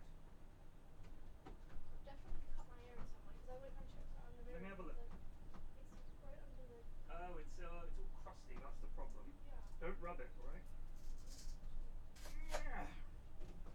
You haven't done this one then? This is key stage 2, it's unopened, so... There's the answers. Yes, don't look at them. No. We'll be taking them with you.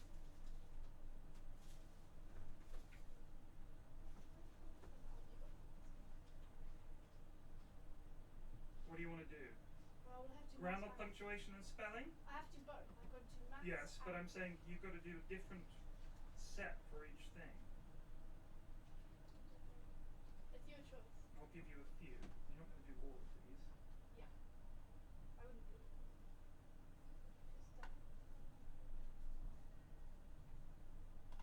Okay, so wait, they're the 10-minute test, right? this test your grammar, vocabulary and punctuation. The test has different question types which you will need to answer in different ways. Each question has a space for you to give your answer. This will show you the type of answer to give. So the end of test.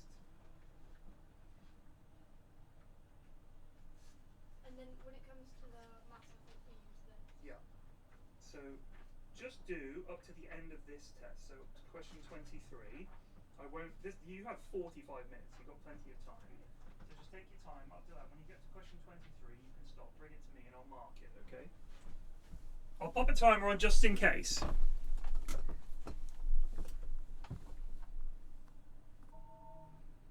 Are you so bored you're doing this instead? No, I just want a new Sims pack. You want that new Sims pack, alright. No, I just want a new Sims pack. I don't remember which. I got you.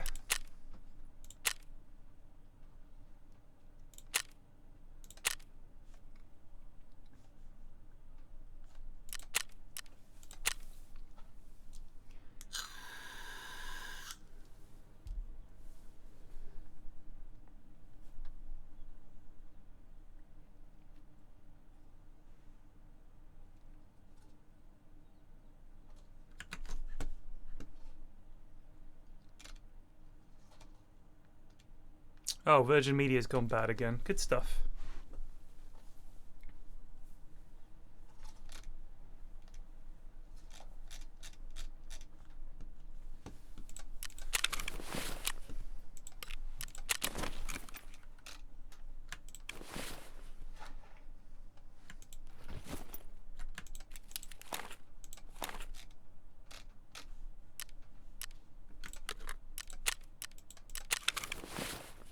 Oh, this is my it's the loadout I had when I had my my M4, which I sadly lost.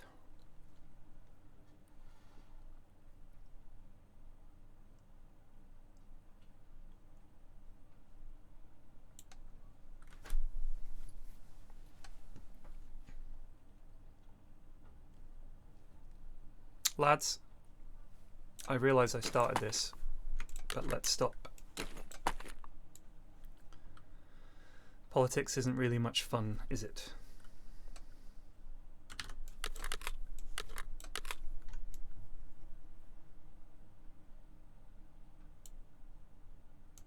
This wee gun is amazing, by the way. I just don't know what magazines I've got for it.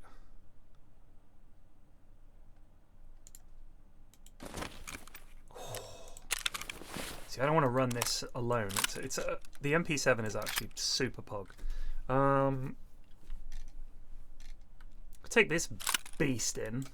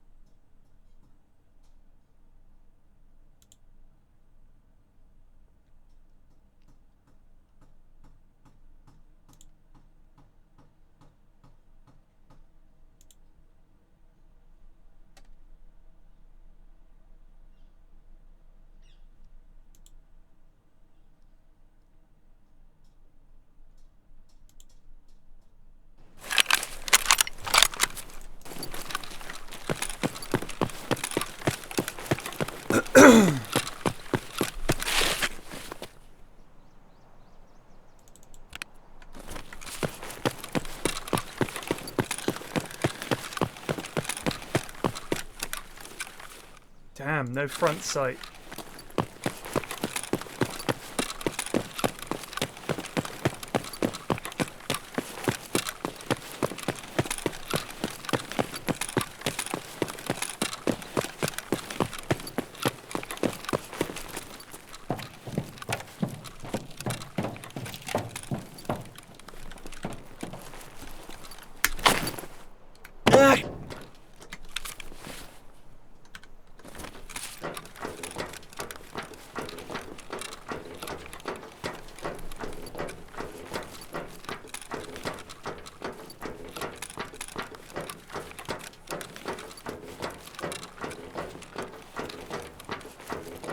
Someone is using AI to auto-generate Seinfeld episodes? Are you serious? That sounds amazing.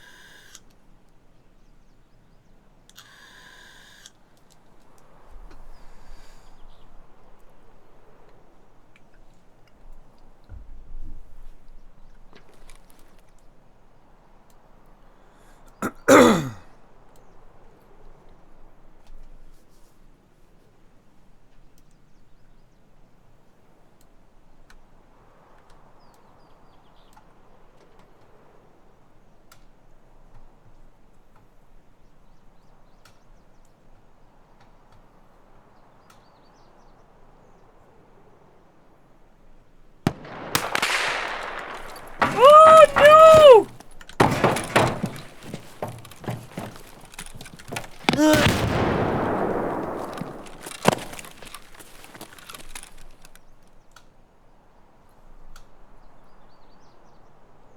I felt like that was at me.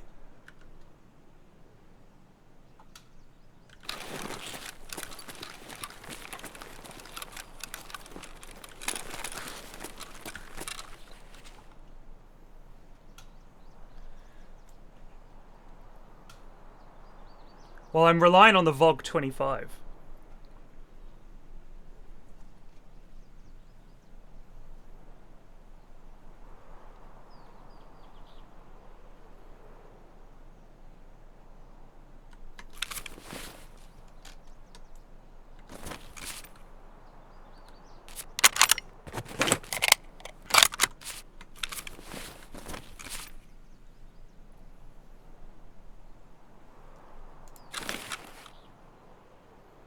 You just gotta aim up a bit.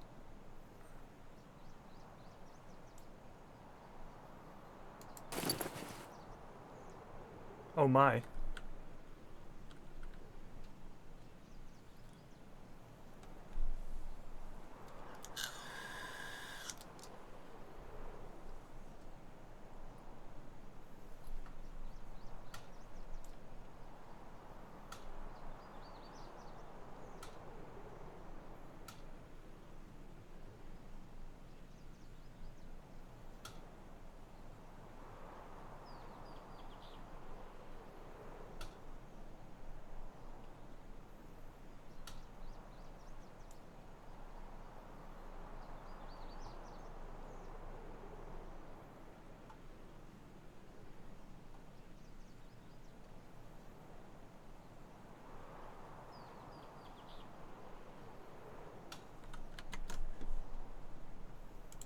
Oh.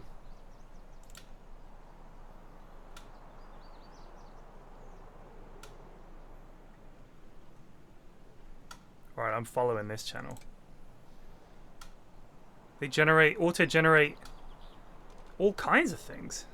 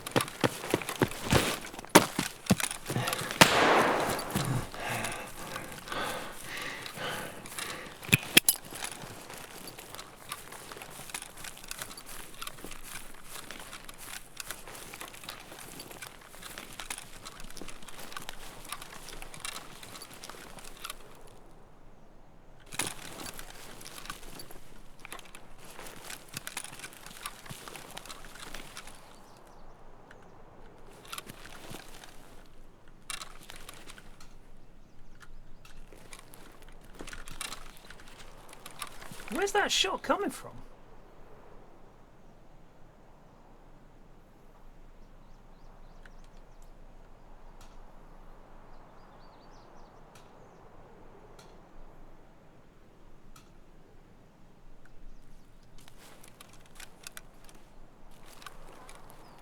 Yeah.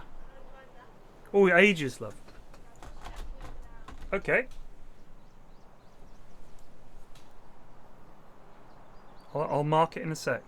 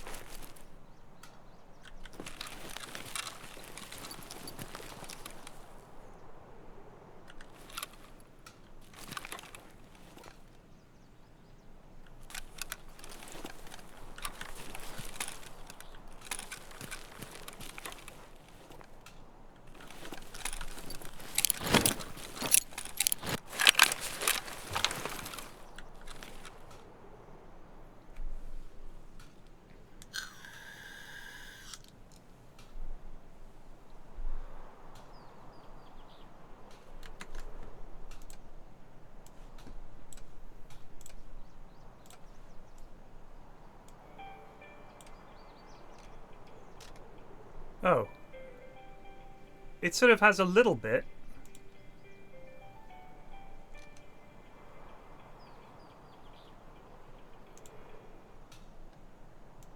I mean, who hates fruit? Well, maybe he was trying to be edgy or something. Or maybe he has a secret fruit allergy. That's an interesting theory. Maybe he just doesn't know how to enjoy the sweet and juicy. Or he could just be a fruitophobe. A fruitophobe? What do you mean? Yeah, I've heard of a fear of flying, but this is ridiculous. Maybe it's a fear of...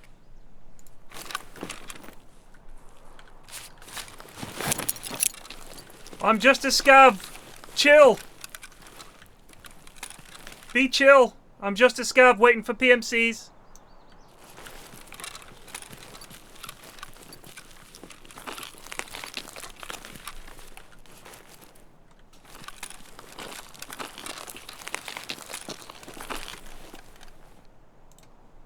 So it's just like that, is it? I guess that's pretty crazy.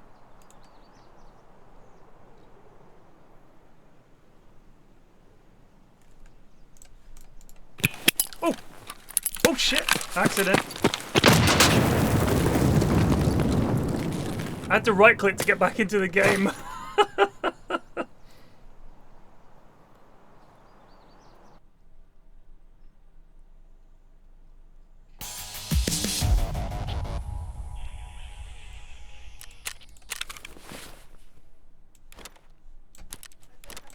All right, let's have a look.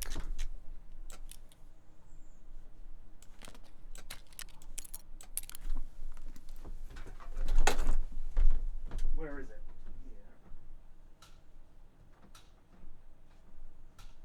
When we did our real practice stats, and then no one talked to the teacher about how I did, she said I did well, which I'm pretty happy with.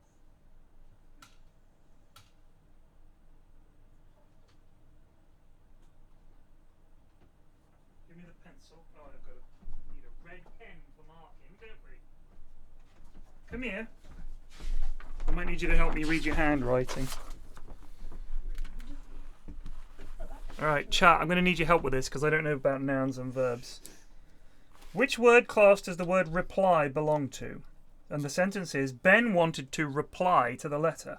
Is that a noun, a verb, an adjective, or an adverb? What do you reckon, chat?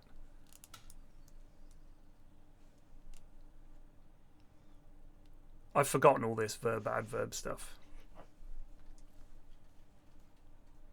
It's a verb, says Sodinim. People are saying verb. Don't you have the answer book? I don't. I don't believe I do anyway. I Aren't couldn't the find answers it. No, they're not. I'll give that a tick. That's one mark. The sentence below is missing a question mark. Tick one box to show where the question mark should go. We're going to the restaurant, aren't we? Asked Nick Hill. And you're right, the question mark should go at the end of the we. So that's a tick. It's 2. So that's 1 mark. 2 marks. Total. I'm adding it up as I go along. Oh, okay. Read the options below. Tick the option which is punctuated correctly. What an amazing house that is. Full stop. Gasped Yasmin. Question mark. Well, that's obviously wrong. What an amazing house that is! Exclamation mark. Gasped Yasmin. What an amazing house that is! Gasped Yasmin. What an amazing house that is! Gasped Yasmin. I'm going to give you, I reckon it's 3. 3 looks right to me, bud. 3? That one. I'm going to give you 3 marks. Underline the adverbial in the sentence below. After lunch, I had a piece of chocolate cake. Still not entirely sure what an adverbial is. What about adverbial? What's an adverbial, chat? I think it's what time you do something.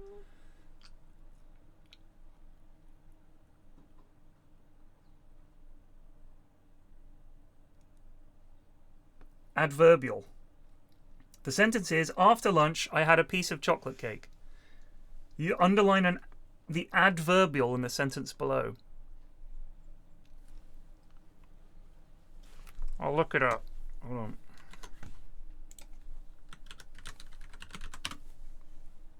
Is a word or group of words that modifies a verb, an adjective, an adverb, or a whole clause, e.g. quickly. Adverbial phrases, e.g. after dinner, and adverbial clauses, although it's raining. After. So you've gone for after. Well done. That's a tick. You got it. Read the sentences below. In the box, write the expanded form of the words that are underlined. We can't find the baking powder or the sugar. Cannot. That's a tick. You shouldn't is should not. That's correct. You're up to 6 marks now. Getting closer to that Sims pack, buddy. I can smell it. Tick the word that is an adverb. The village was quite easy to find when we used our map. Village, easy, quite, or used. Ah! Don't drop the red pen. That I got really confused about. Adverb. Put it in your mouth. It's a Sharpie. Adverb. Quickly, slowly, yesterday, last week, here, there, today, daily, never, rarely, extremely, annually. So I think easy would have been the adverb there. So that's a wrong. That one was wrong. It's easy. Read the sentences below. Choose a conjunction from the box to fill each gap and write it on the lines. Your conjunctions are or, after, and although. He said that although it is raining, we can go for a walk after we've eaten. I'd rather stay inside or go to the swimming pool. I'd say that's worth 1 mark. That is correct. You're up to 7. Circle the word or words that make it a question. I asked him to take the dog for a long walk, didn't I?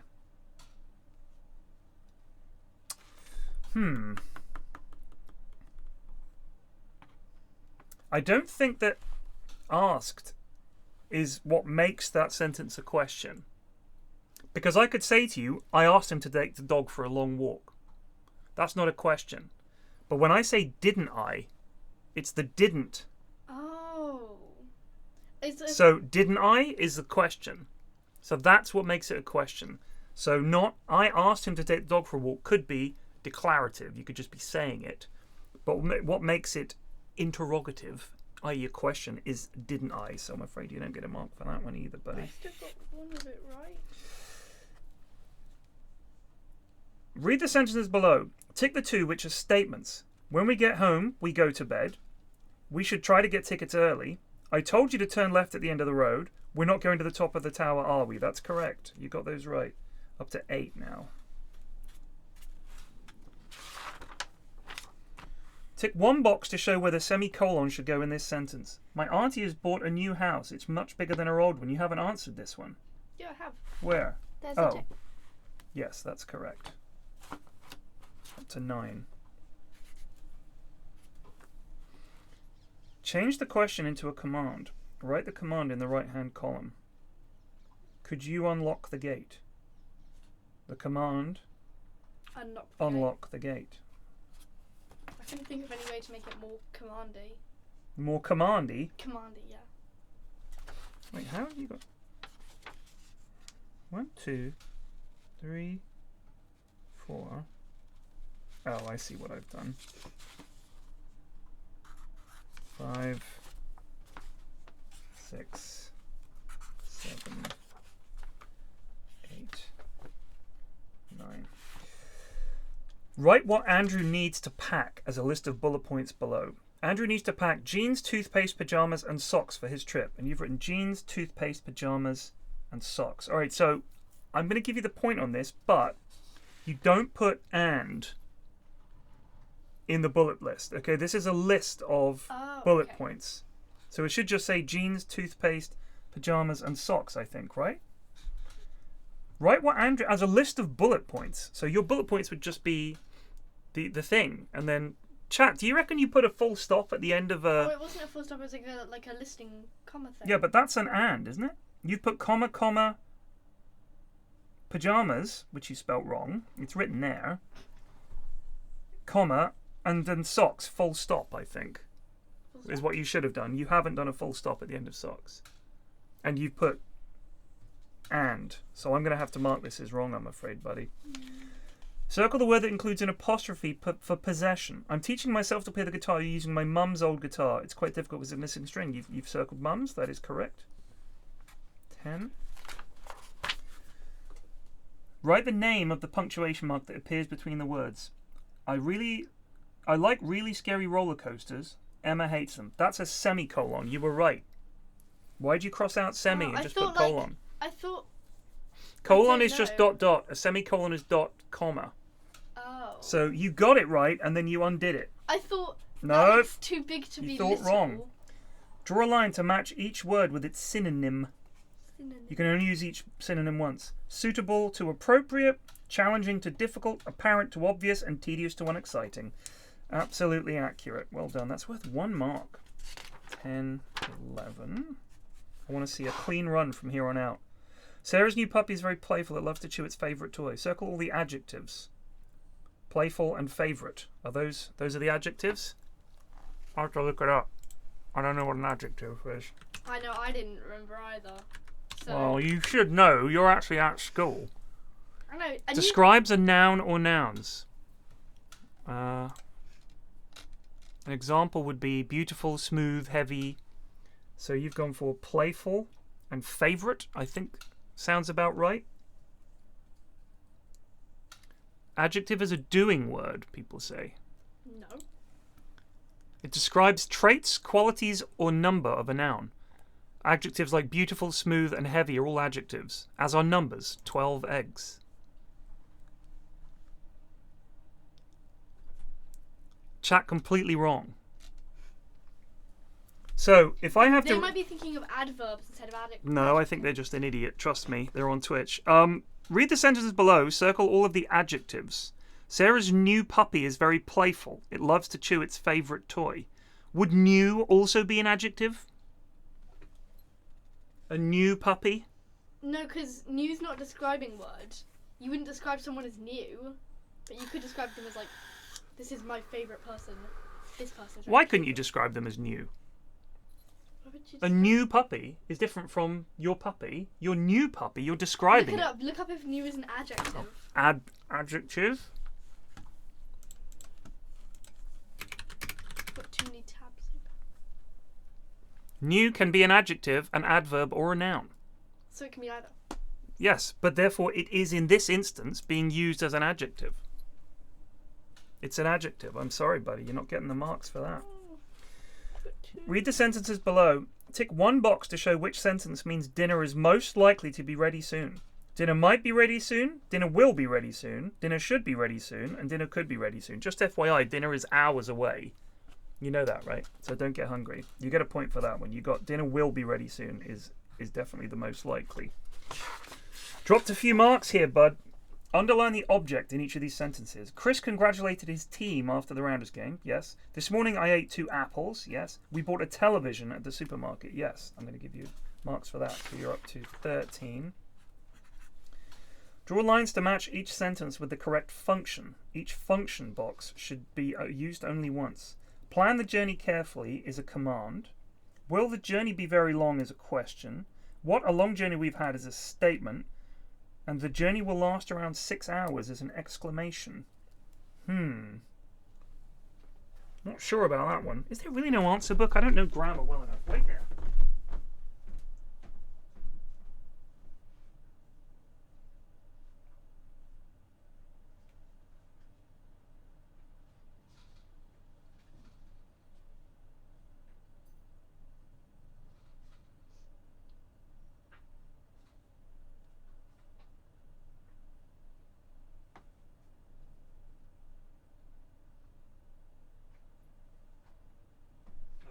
answers. Oh, you had the answer. I found the The answers. Thank God. Pop that light on, would you? The switch is on the. It's the big ball one. Not that one. Not that one. No. No. Look at me. Look at me. Yeah, that one. Good. Now I can see. Okay. All right. So let's just check. See, that's how you do it. Just like that. Jeans, toothpaste, pajamas, socks. It's a bullet point list. You don't put any punctuation. So I'm just, let me check. Unlock the gate was right, wasn't it?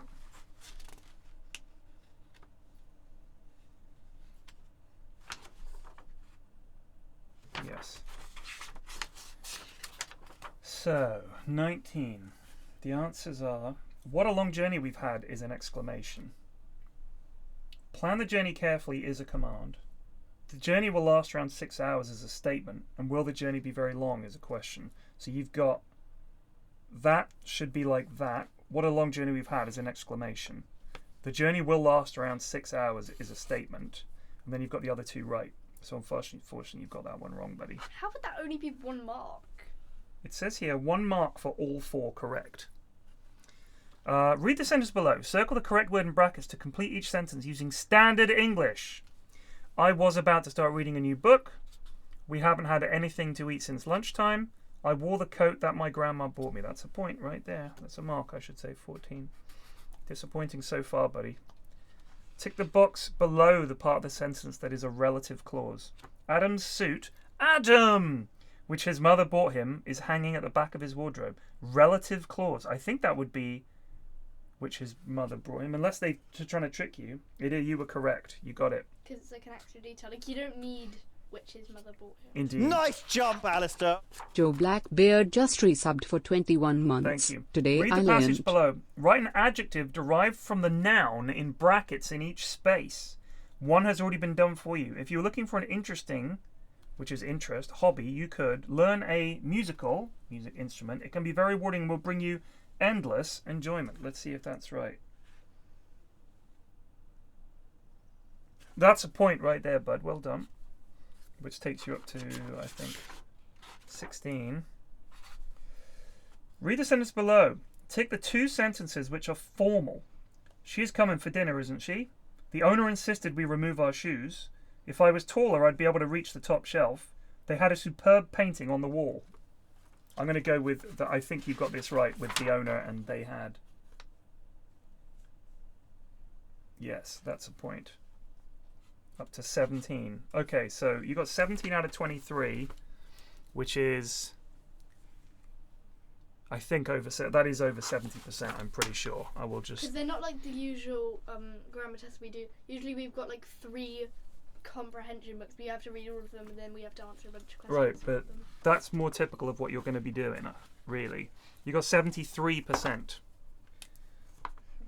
So now you need to do the maths one and get 70%, and you can tell mum, and you can get your sense over pack. 70% or 70%. 70 or over. 70 or over. She's not going to say it has to be 71.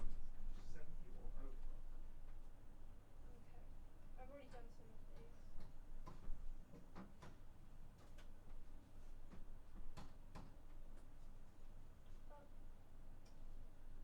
That's the book I'm meant to use. Wait, am I doing another grammar one? This is a maths one. No, I meant to do the test ones from that book. Says who? Says Mum. This is Key Stage 2 That's mathematics. that she always has me do. Right, but those are the short 10-minute ones. Then I can do multiple. Yeah, but why don't you just do this one? You're gonna. I'm gonna open this curtain for you so you can see what you're doing. Come on, you've got bugger all else to do today, so do this. Good for you. Get cracking. I look forward to marking it. You're on course for that Sims pack. Don't give up now. You're halfway there.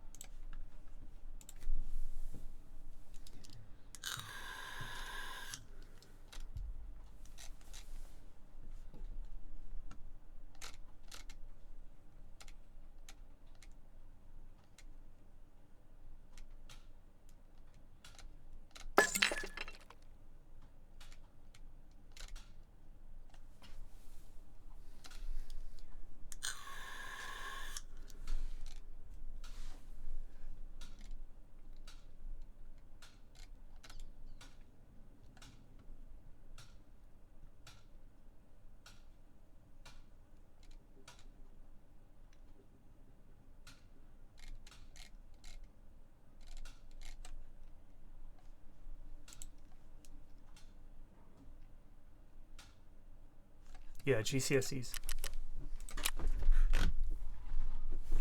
So they do start with these SATs, very American, but they've nicked it from them. So I think it stands for Standardized Aptitude Test or something like that. And it's essentially, it's a way for them to figure out how they're going to stream you, because they're big into streaming. So streaming is, for anyone that doesn't know, some of you may know, but some of you may not. Streaming is when they say, all right, what are the core competencies that this kid has now, and what do we need to improve upon, essentially. So you need to get a baseline for where they're at before you go on worrying about where they're going to be, essentially. So you're sort of like, okay, they're at this point now, and we need to get them up to this point, so we know when they've improved. We can measure that, and we can see how much, and we can put them in this group for this and this group for that. Because if you don't do that, you just have a class of kids at all different levels, and that's not beneficial to any of them. So for maths and stuff like that, they'll be like, okay, these kids need to be taught by a teacher who's aiming to bring them up, and the kids in the top set are given more advanced stuff to allow them to learn if they've already mastered the other stuff. That's my understanding of it anyway. And if you do really well, you get bumped up a set. Yes, my lovely. Net?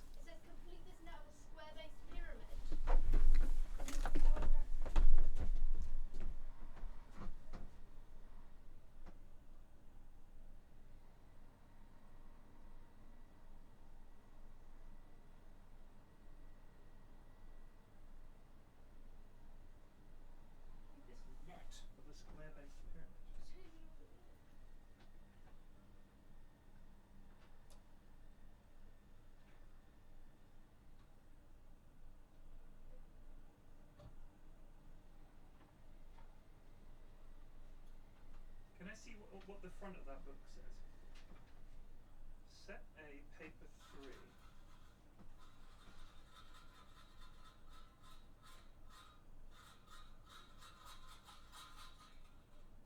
So a net is when you're looking at, imagine if you had a pyramid that had a square base, so it's square based. The net of it is if you took it apart and laid it all flat, what would it look like? So almost like a plan view of what it would look like.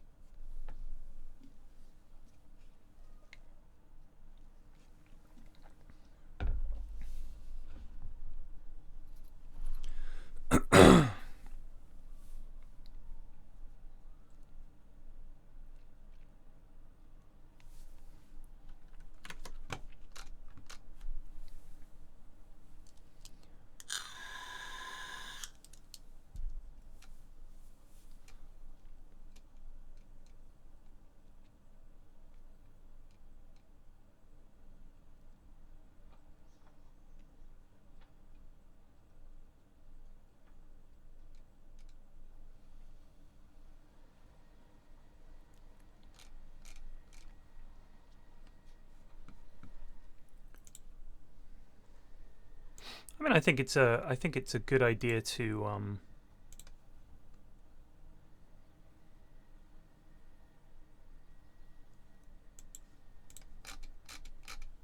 measure how things are doing. You know, how's it going? I think that's a good idea, in all honesty.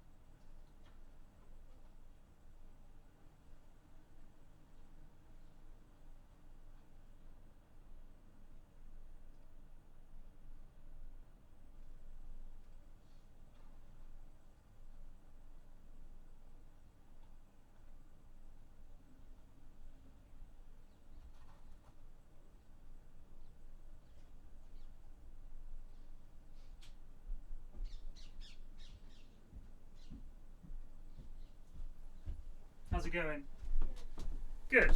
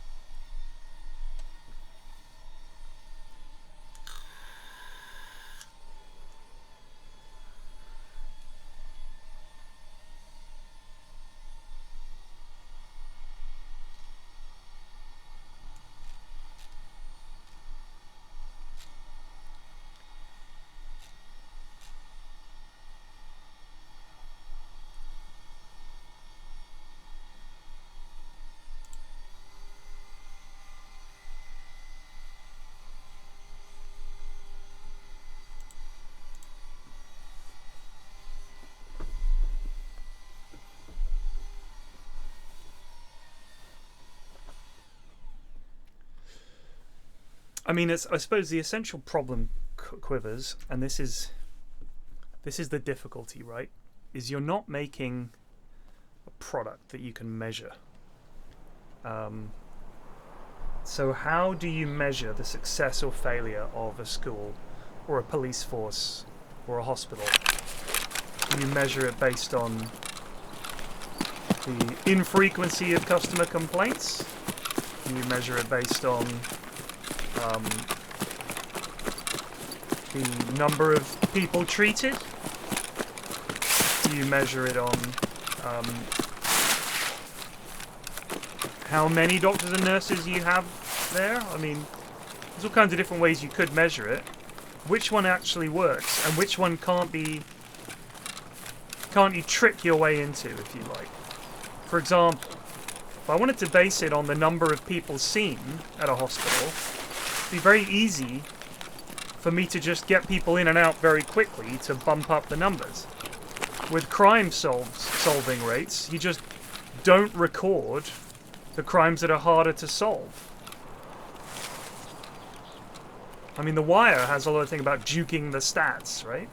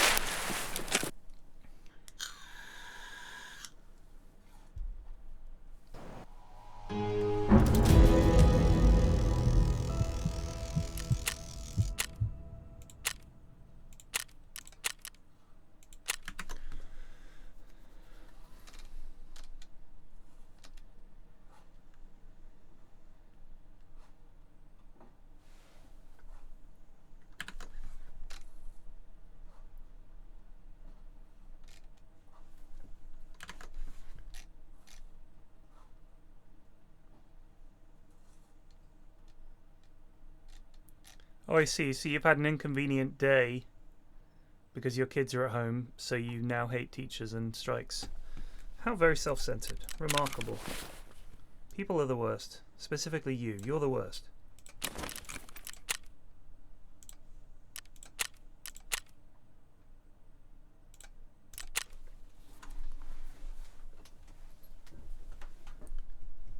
Well, this is inconvenient to me at this moment, so I'm against it. You sound like a really smart guy.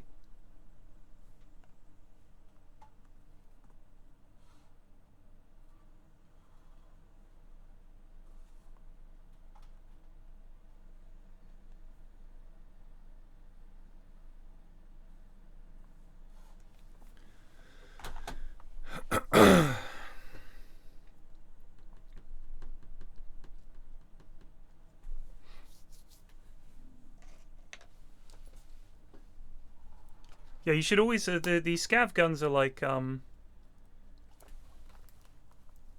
40% they can be as low as. Like they'll jam a lot.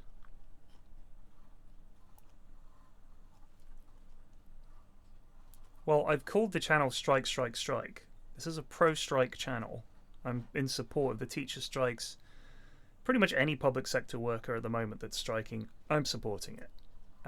Because the reasons that they've put forward are good.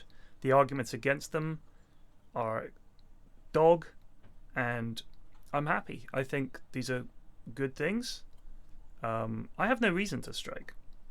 If Twitch was doing something that was like really bad, like they were cutting the share of subscriptions to like 10% and they keep 90%, people would strike by just not streaming.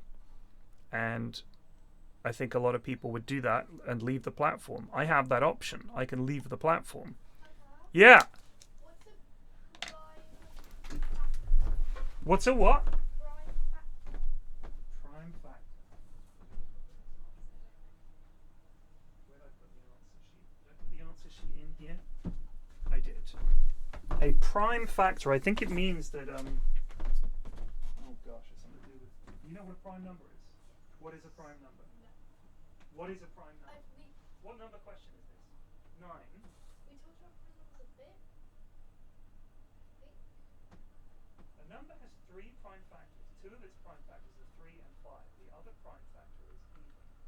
What is the number? So a prime factor is a number that if you multiply it, it will result in a prime number. Okay, so so a prime 3 prime factors. So the number has 3 prime factors. What is the number? Gosh, that's really hard. Let me just ask chat this. Right, chat, I've got a question for you here. Get this, right? A number has 3 prime factors.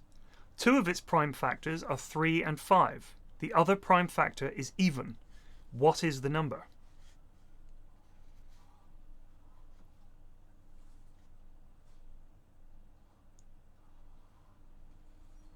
Right.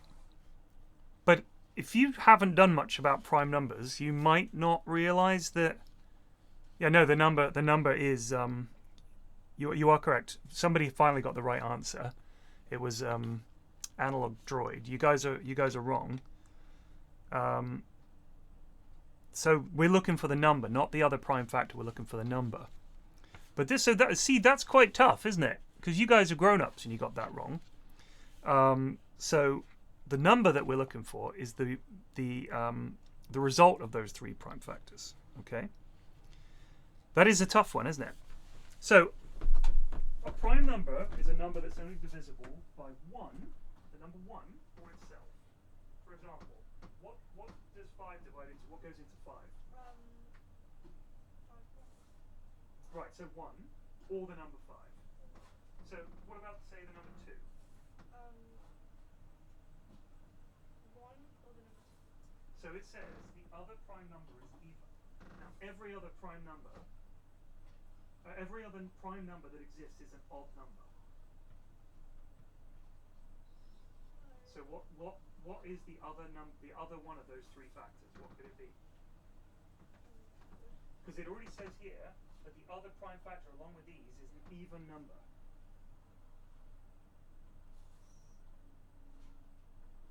You're going the wrong way. You've already named a prime number that's even. 2. So prime factor means 2 times 3 times 5 will result in a number. Figure out what that number is, and that's the answer. So can I just make any number? No, sweetie. Because it says 2 of its prime factors are 3 and 5. The other one is even, which you've figured out has to be 2 because it's the only even prime number. It doesn't tell me what order I'm to put them in. Well, they're prime factors, so it's 2 times 3 times 5.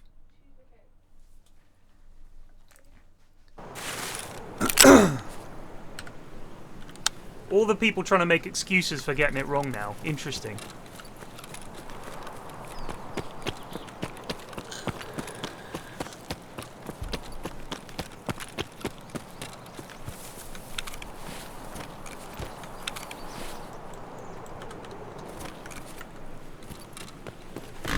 The question was not wrong.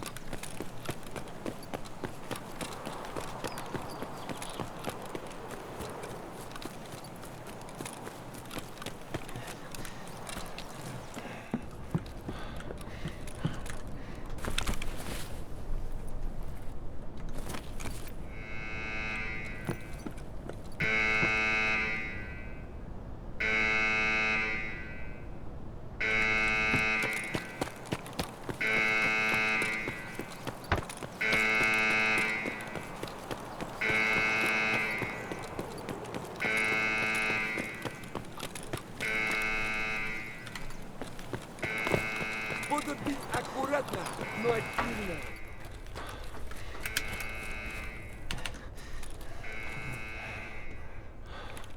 I'm gonna hide in the back of the truck. Охуенно, ща поживимся.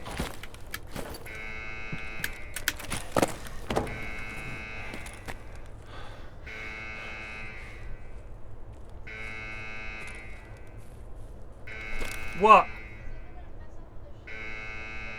What's the trick question? Bring it here and bring it here. The grey shape is 3 squares up and 6 squares to the right. The grey shape is translated 3 squares up and 6 squares to the right. Put a tick in the outline that shows the position of the shape after this transition. None of them have 6 squares to the right. So you need to imagine if this moved up 3 squares and then moved 6 squares to the right. Oh, Which that's one? what it means? Yes. Okay. I thought it meant like the actual shape. No, no. What a trick question.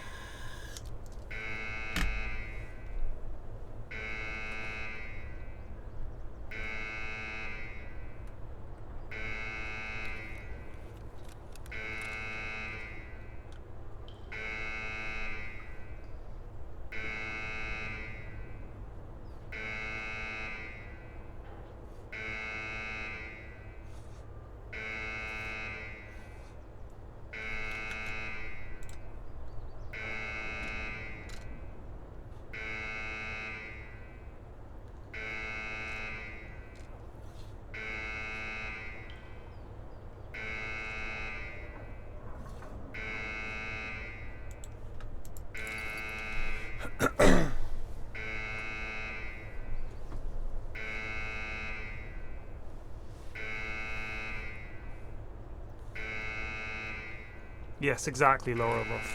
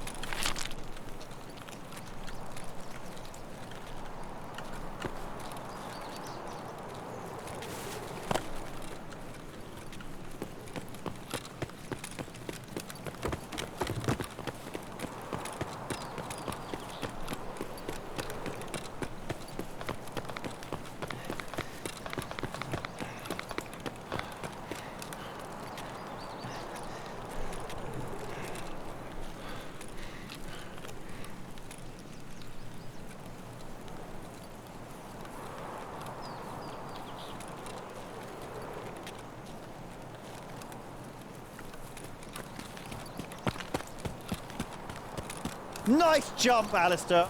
Spridget just subscribed. Thank you.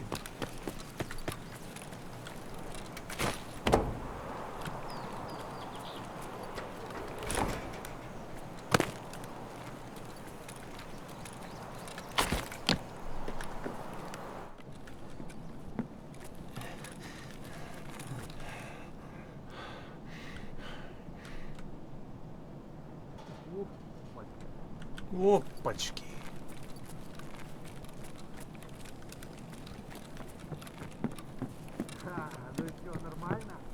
А, вот тут друган мой бывал, точно.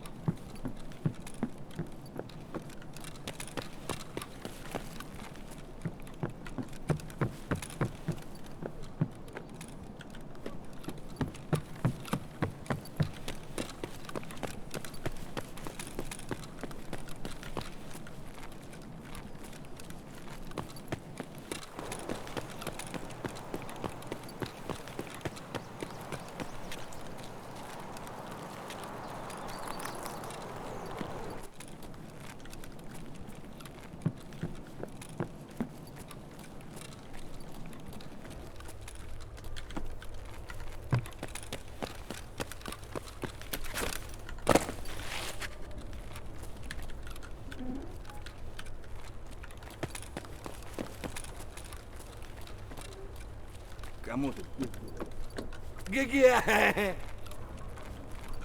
Опачки! Jumper.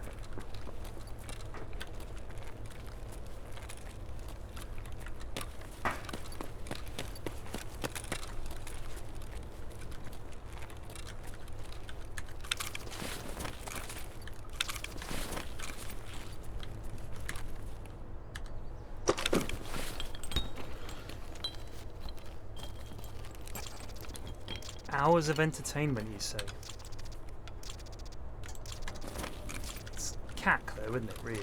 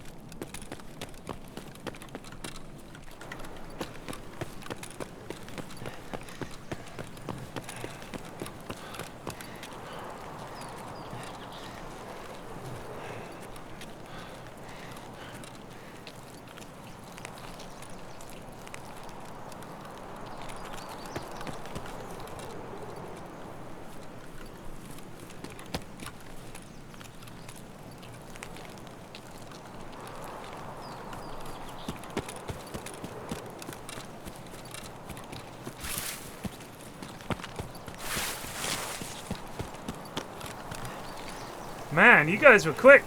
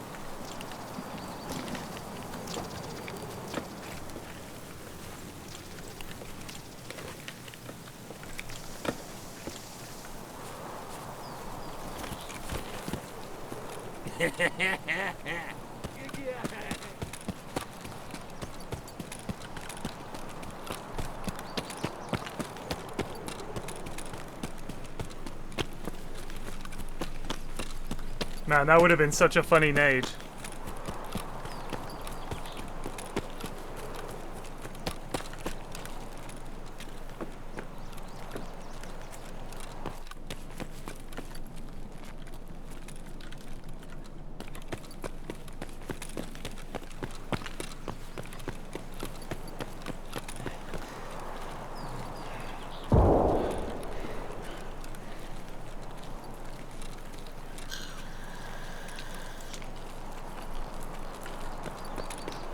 No, I'm pretty sure they've fixed the issues that people were having with the extracts on reserve, because I've been running it last couple of days and I haven't seen the same problems.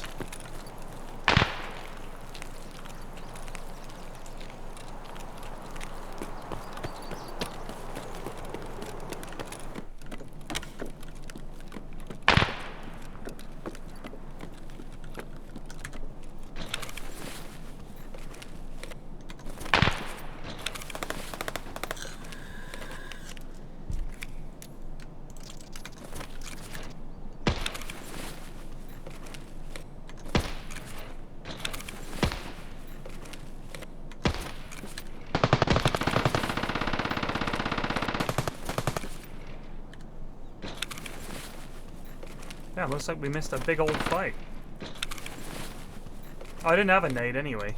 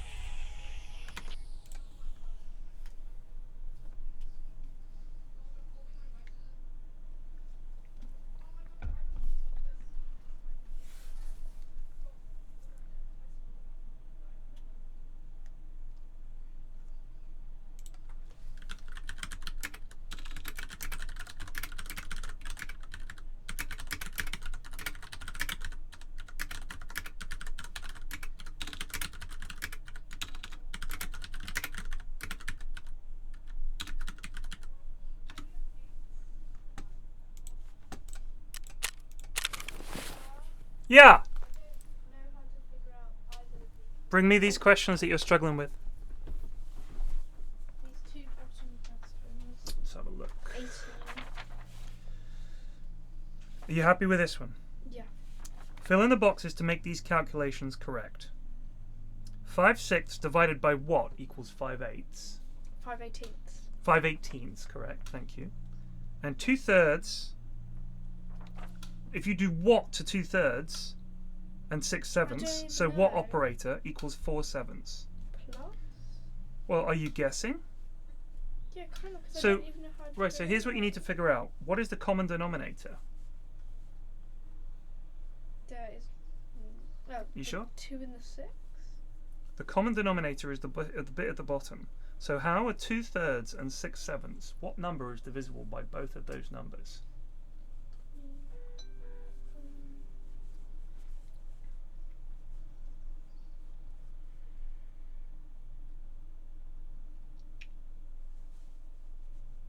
Seven divided by 7? I don't know. So 3 and 7 are divisible. Like, what number is divisible by both 3 and 7? Can you think of a number?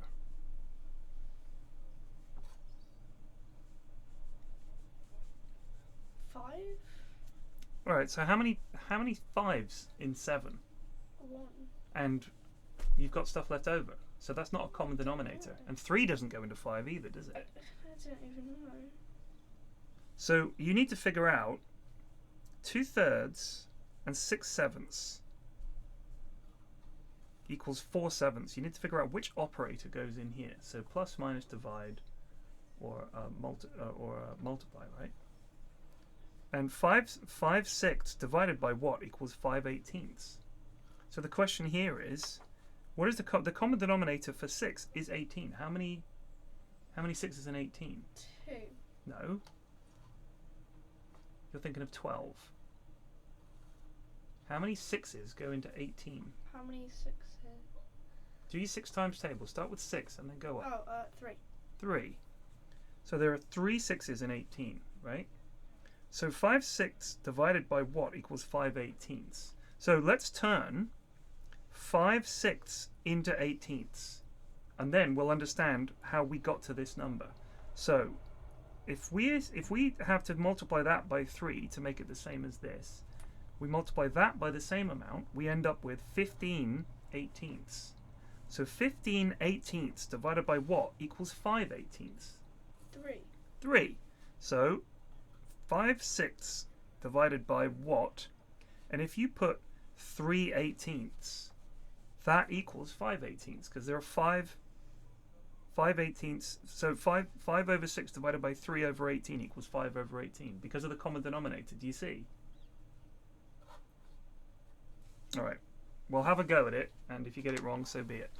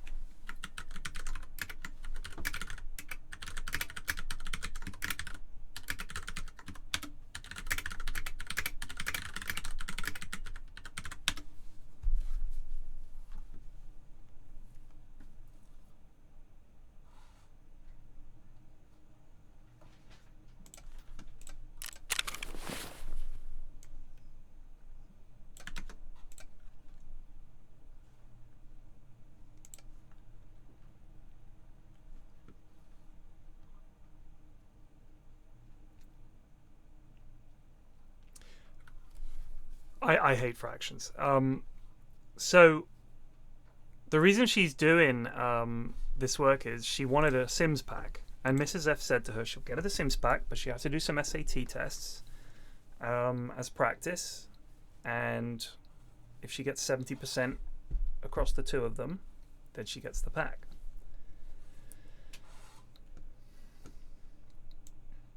That's it.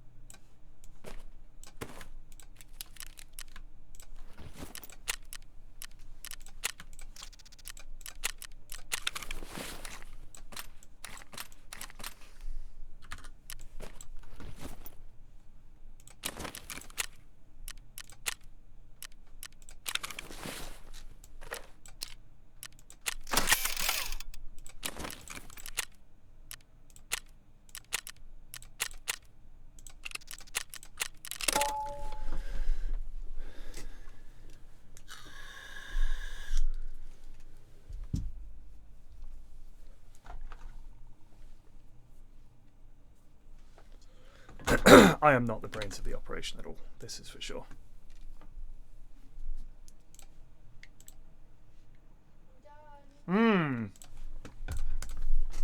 You are. All right. Let's do this. Where is my red pen?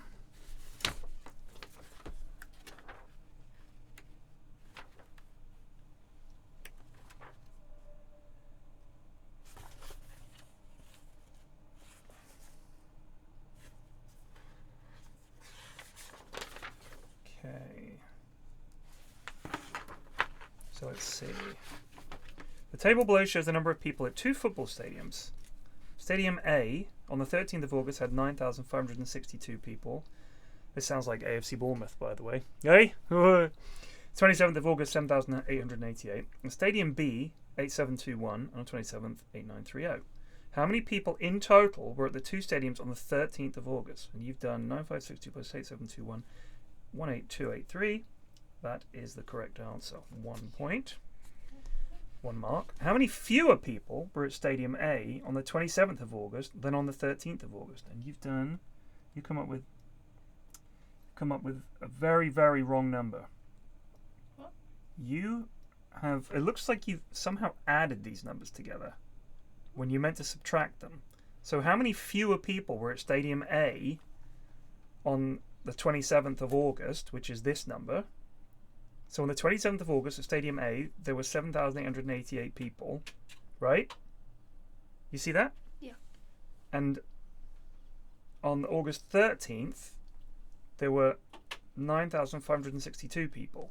So you've got 9,562 minus 7,888, but you've come up with 17,274. Do you see how that number is not the difference between those two numbers?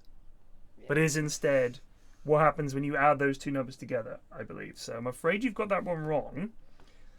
Unlucky. Circle the number that is made up of 8 tenths and 3 hundredths. And you've gone for 0.83. No, you've gone for 0.083. So a tenth would be that, and the hundredth would be that. You've gone for 0.08, which is already in the hundreds, and that's just 8, right? 8 tenths would be 8.3. So you've got the wrong one. So you got that one wrong as well. Right before. Compare this net of a square-based pyramid. I mean, you haven't quite drawn it to scale, but I'll give you that because that's more or less right. How many seconds are there in 8 minutes? You've come up with 480 seconds. The answer is 480 seconds. Correct. How many hours are there in 3 days? 72 hours. That is correct. So 1, 2, 3, 4 so far.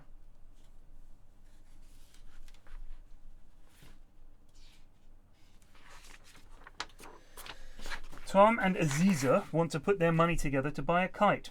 Tom has these coins. That's £2 and a 1Z. That's £3. And then he's got... I just wrote it at the end. I wrote £3.75. Let's see if that's right. Tom has £3.75, yeah. Aziza has £2.15. You've written £1.15. Something tells me this is going to go wrong.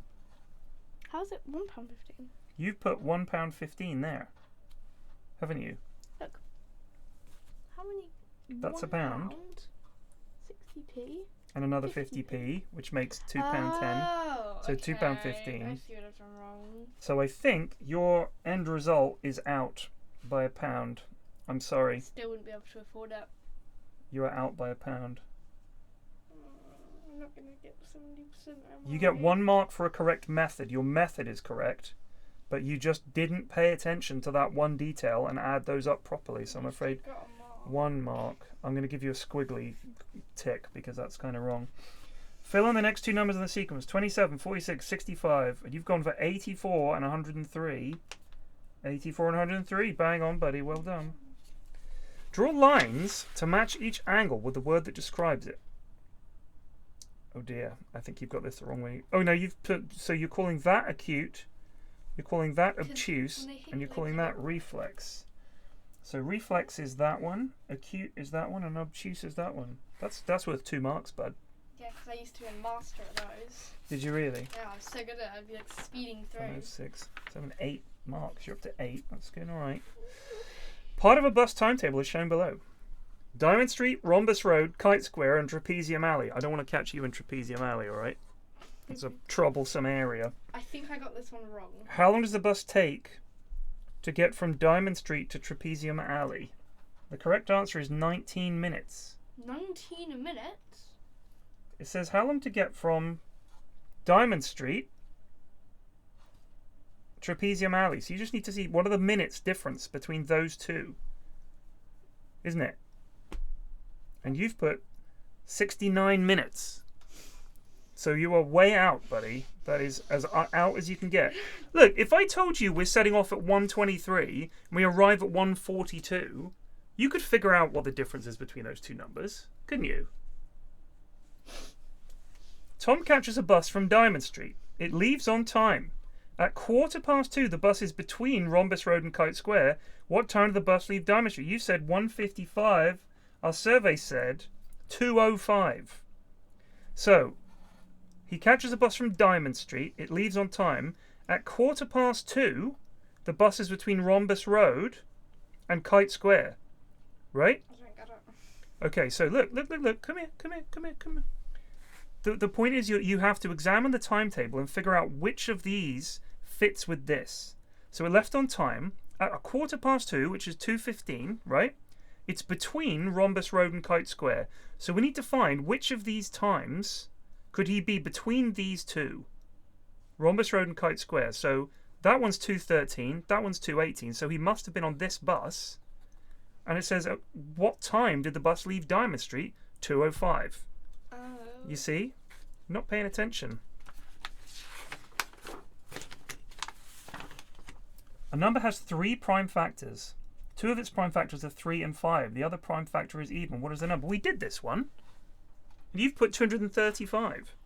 So remember, we figured out that it was 30, didn't we? Never mind. Ask your teacher about that one. Maybe they can explain primes to you better. I think it's alright, everybody in chat got that one wrong as well. 3 times Apart from a couple of people. The grey shape is translated 3 squares up and 6 squares to the right. So you've got that one right. That's a mark. This is not looking good for the Sims pack, buddy. Oh, I don't say that name. Sorry, chum. I didn't just do a bunch of sets just to get nothing. You got, that's a mark. That's 88 is correct. 5C plus 50 is 75. What is the value of C? Well, you've got this wrong, but I'll show you why. You've put 25, because you're just looking at it as 25 plus 50 is 75. But 5 times what plus 50 is 75. I'll give you a chance to get this one right now. Oh, okay. So 5 times what plus 50 equals 75? The value of C is 5. 5. There we go. I'll give you a mark for that because I'm feeling generous. And also because I don't want to have just wasted hours. Oh no! I'm not. I'm happy to waste your time. Aziza mixes different colours to make green paint. 2/5 of the paint she uses is blue. The green paint she makes fills 4 250ml pots. How much blue paint does she use in total? This one I'm not super confident in at all.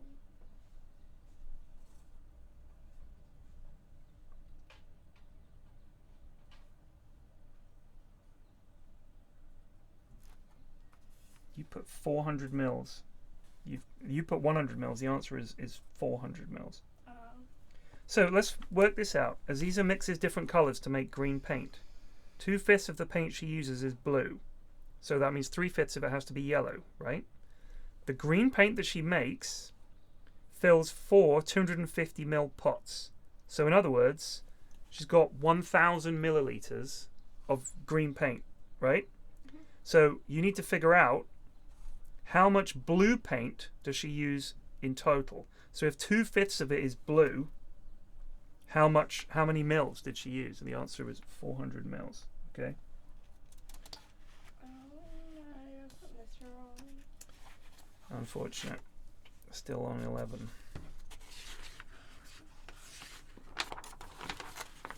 Here is a calculation.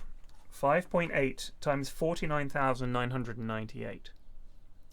Fill in the boxes to show how you could estimate the answer to this calculation.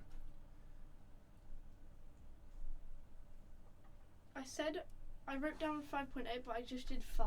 I just times it all by 5 because I couldn't figure out how to do the 0.8. So The estimate would be, let me give you an example. Come here, I don't know why you can't see the page. So what would be a way to estimate 5.8 times 49,998? If I said it doesn't have to be exact. You could round these numbers up to make easier numbers to work with. Couldn't you? I rounded up one. So you could make that a 6 because that's rounding up because it's 5.8. If it was 5.2, you'd round it down to 5. It's 5.8, so you round it up to 6. And what could you round 49,998 up to? 5,000. Say it again. Sorry, 50,000. 50,000. So 6 times 50,000 sounds difficult, but what's 6 times 5? 30. So you could just put 300,000. So you could say 6 times 50,000 equals 300,000. So you've just put the actual numbers in and then tried to work it out. And while you've got the right answer, no, you haven't actually. You're way off. You're way off on the right answer. Sorry, buddy. It said estimate. Yeah, but you've estimated it and you're out by 100,000. So that's not really a good estimate, is it? And more importantly, you didn't see why you could estimate it. I'll call up the makers of The Sims and tell them that I'm going to ban your account from The Sims. It's alright, it's just one pack. You can just save up for it and get it. Also, you might still recover. You might, all you need is 67%, it averages out to 73. Is your estimate more or less than the actual answer? Most likely less, because I did not times the 0.8 in 5.8. Most likely less. Well, you were right about that. I'll give you a mark for that. Look at these Roman numerals. Do you have to do Roman numerals in school? I don't even know them. Which, write each Roman numeral in the correct place on the diagram. Well, that's a tough one. That is a tough one. These are hard. God damn. Tom's desk. Hold on. Tom's desk is 0.7 meters tall. His desk is half as tall as his drawers. His drawers are 0.5 meters shorter than his wardrobe. How tall is Tom's wardrobe? So this is like one of those riddle ones, isn't it? You've got 1.9 meters. Is that right? Yeah, that's correct. That's worth 2 marks. What on?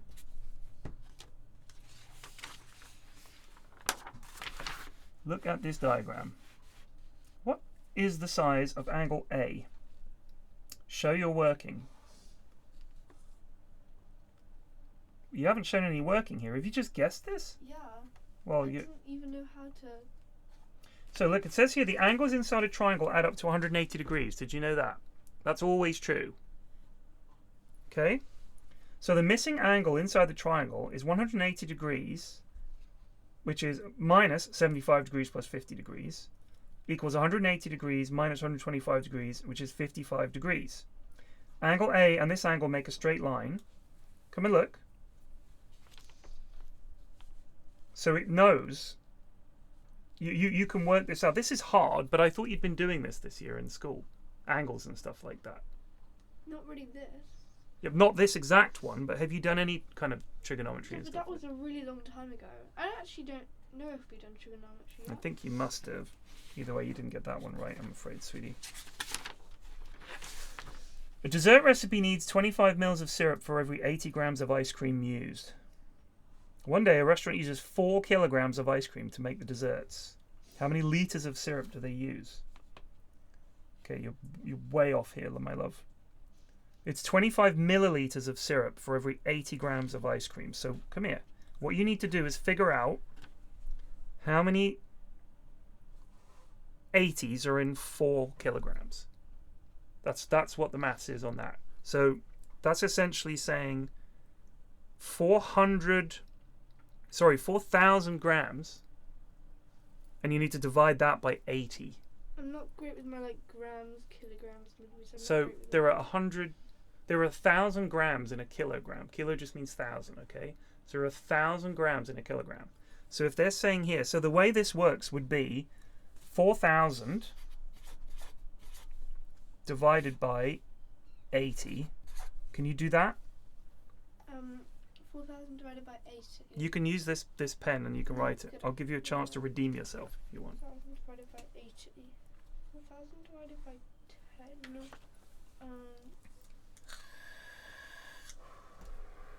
Can't you do that bus stop method for 4,000 divided by 80 and work it out?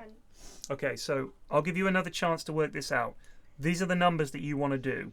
So think of it this way. We need to figure out how many 80s were used, okay? Because then that'll tell us for every 25 mils, these 25 milliliters of syrup for every 80 grams of ice cream used.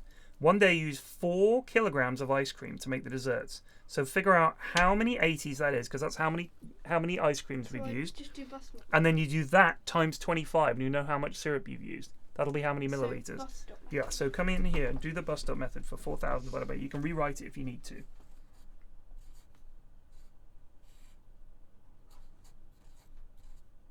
How many times does 80 go into 4?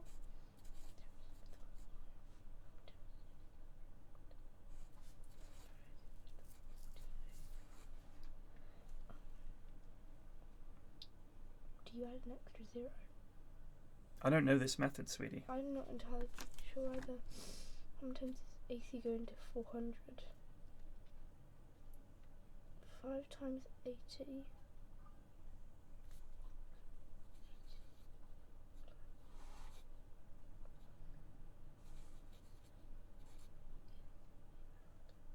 Oops, 80 plus 80.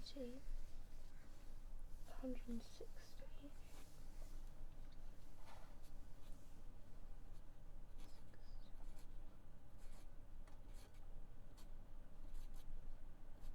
Plus 8. So 5. And how many times does 80 go into 0? No, I don't think that's right, my lovely. It's Is it? No, I don't think so. Ugh. I don't even know how to do it. Okay, that's a tough one. That's a tough one, okay? It's difficult, sweetie. And then fill in the boxes to make these calculations correct. So divided by 3. You were almost there. I'll give you a mark for it. That is not 3/18, but divided by 3 equals 5/18, okay? And 2/3 times 6/7 equals 4/7. That is correct. Really? Yep. I didn't even figure that one out. I just did stuff. Well, don't tell me that. Oh, okay, no, I figured it out 15, myself. 15, 17. You're on 17. You got this one right. That's 19 marks.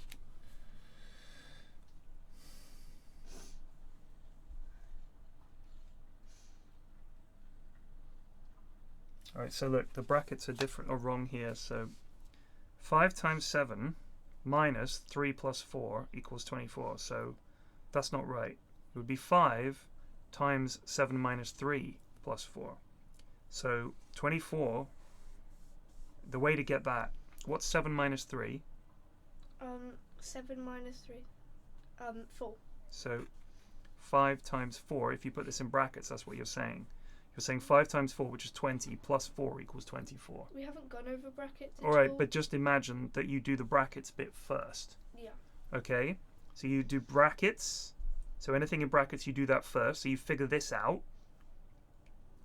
Okay? Or division, if that's a thing. Multiplication, so you do 5 times 4. Then addition, then subtraction. So that's the order in which you work them out. BODMAS is the order you work them out in, okay?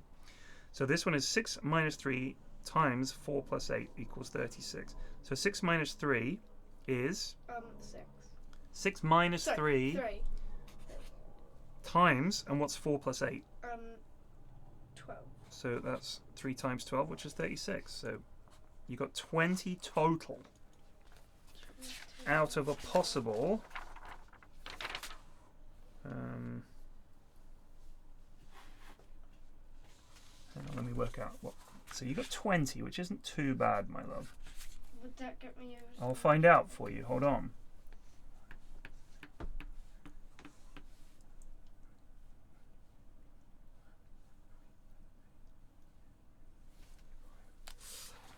$20 out of a possible 35 giving you, I think, just under 60%. I think that's about 58% chat. 20 out of 35. I'm bad at maths, so I couldn't tell you, but hold on. 57%. 57%. Get mummy on the phone and tell her that you got 57% on the maths, but it was hard. Daddy said it was hard. And that you got 73% on the English, and see what she says.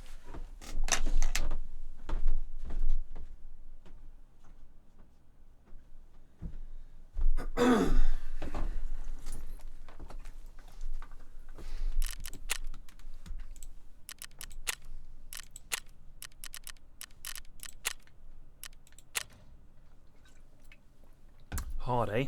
Hard.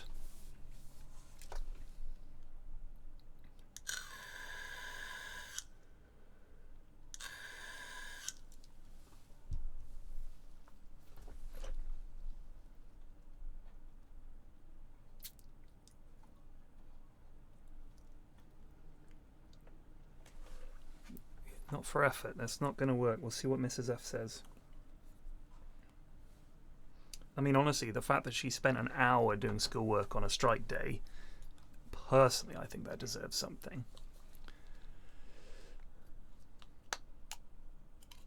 Get her a Sims pack for the wrong Sims. We'll get her when she doesn't want. Get her the Sims doing maths Sim pack. That's what we could get her. You think she rushed it a bit? Yeah. Yeah. She did try her best. I mean, she's like me. She's just not good at maths. She's not good at maths, bless her. I can't. I mean, I struggle to help her with it because I'm not good at it, which is a big problem. And also then they're teaching, like, under Gove, they became far more obsessed with grammar. So an awful lot of the English that they're teaching these kids is punctuation and grammar. Like, to Gove, that is vital. But I don't think it's teaching kids the right way for my money. Because I think learning how to spell is important. Understanding language and grammar is important. But the problem is that you're teaching kids some pretty crazy terminology, and they've been teaching this like year 4. They start with all this grammar stuff, and they come back with this homework, and it feels like 99% of adults would not get this right. And she's living in a world where, I think Ashwin was saying the other day, that as soon as you get to doing difficult stuff, you get a calculator anyway. It's more about understanding the processes and how you get there, rather than just anything else. And learning how to, for me, English should be about appreciating writing, not handwriting. They teach them handwriting so that they can actually write legibly, which is fair. And the teachers have to mark their work, so you want some kind of uniformity to the way they write. But then so much focus on grammar. So much focus on grammar. And I think it turns kids off English in a big way. I really do. Because it just feels scientific rather than sort of artistic, you know? I just don't think that it's that normal to have to worry about verbs, nouns, adverbs, and all the different sort of contractions and all the rest of it, as long as you know the fundamentals. But it is difficult. Also, kids are going to talk the way the people around them talk, whether that be the kind of language they use, the kind of abbreviations they use, all of that.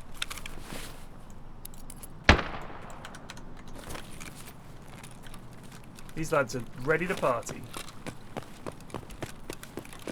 Заебись, удачно зашли.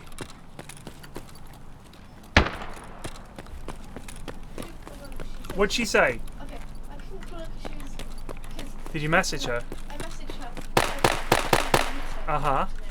I messaged her. I told her what I got, but she was offline.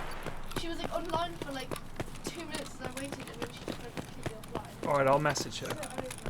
I'll message her. We'll see what she says. She's probably busy, my love.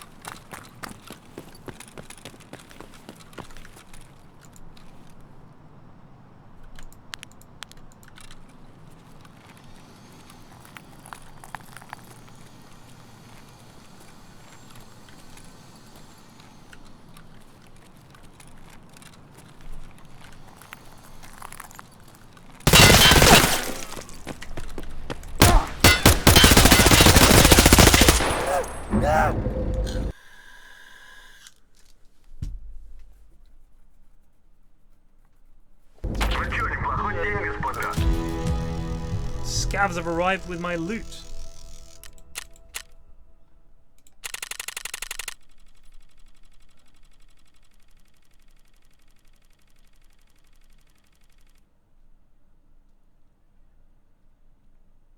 What was the accidental change, teamwork? It's better than M62?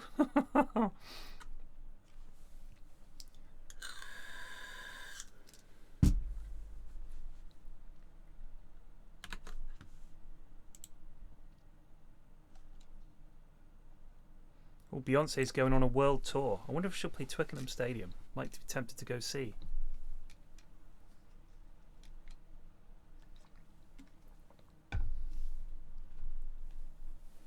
She won't play Twickenham Stadium. Although, Lady Gaga played Twickenham Stadium.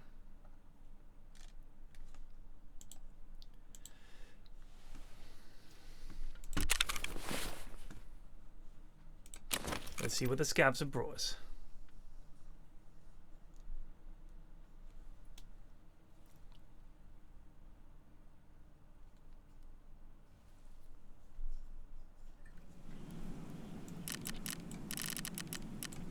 Come on, babe.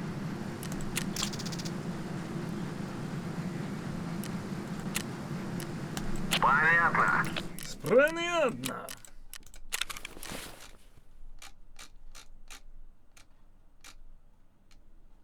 These things were worth a pretty penny not that long ago.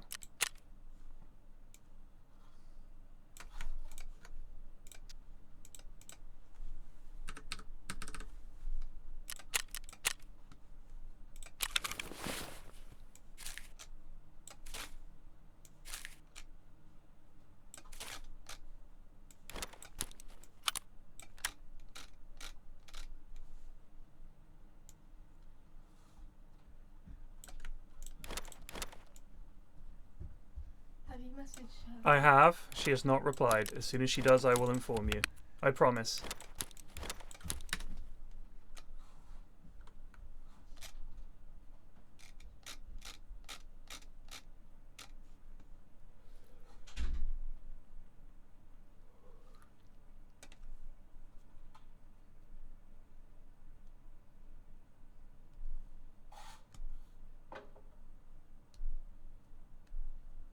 I don't know, Spritz. I was sat in front of a computer. I didn't really take time out, did I? Like, if I'd said, right, I've got to go, got to help my daughter with something, I think that would have been good dadding. I think what you guys saw was pretty bad. I wasn't impressed with myself. We'll put it that way.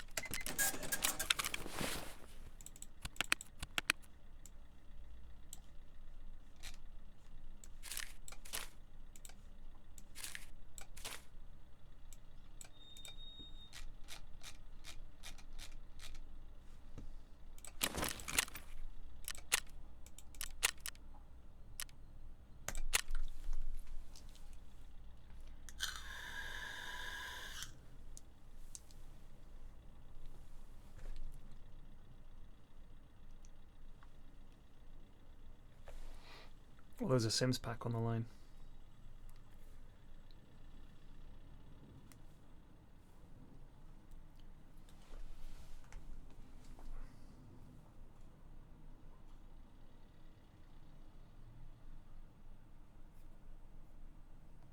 God damn, just looking at the images that the James Webb Telescope puts out, it's just mind-boggling.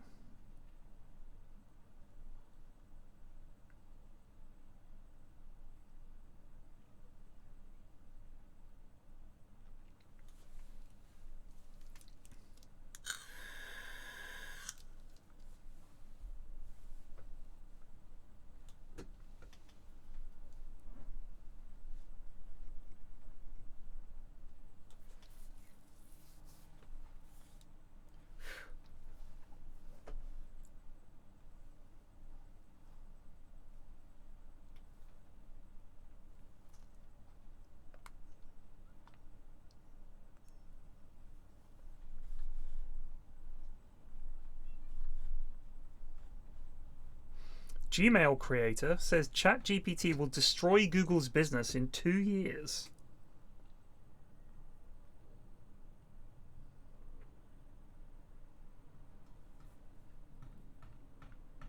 What?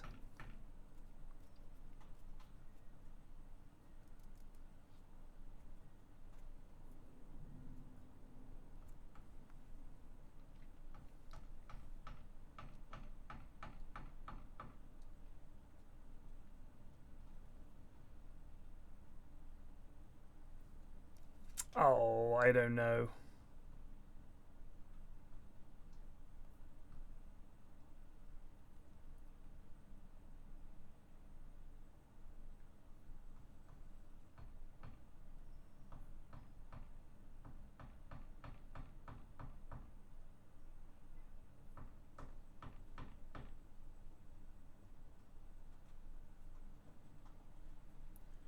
I mean, all the examples he's giving are people asking very specific programming questions from ChatGPT.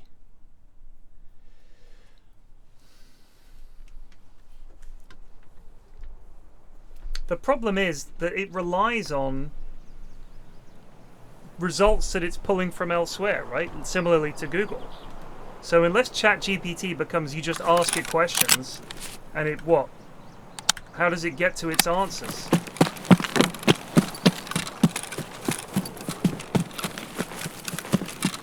Also, I really hope that Google doesn't disappear because I kind of need it for my email. A lad.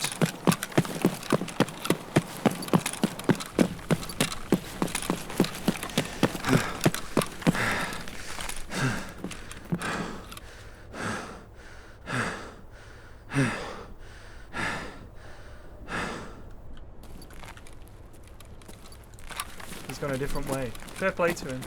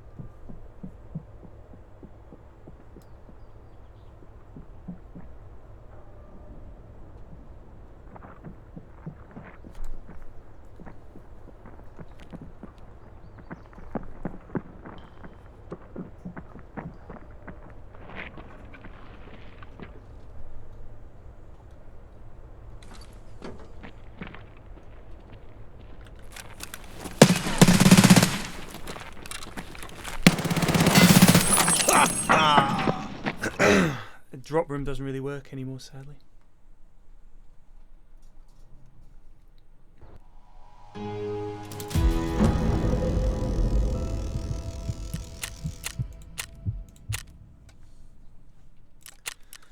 Well, he spent about 30 grand there, kill me.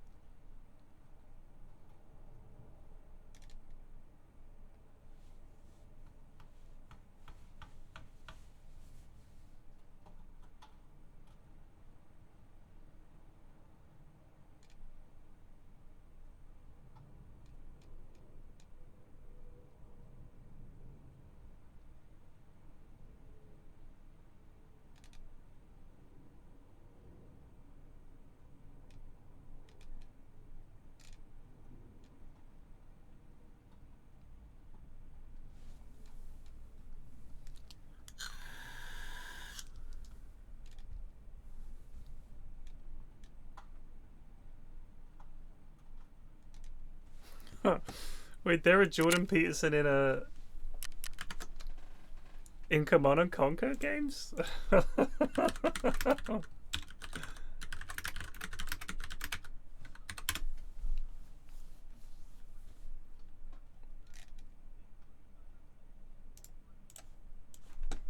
Building captured. Incoming transmission. Moving out. Ready, cop. Up yours, woke moralists. We'll see who cancels who. Construction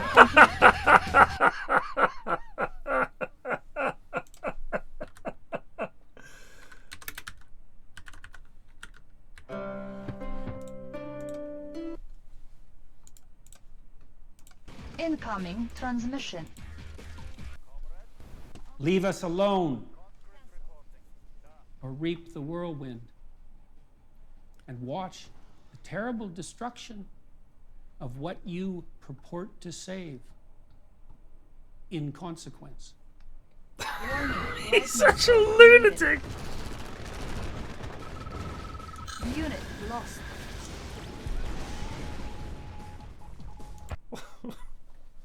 I wish you well as you strive to become the light in the world that your faith truly demands.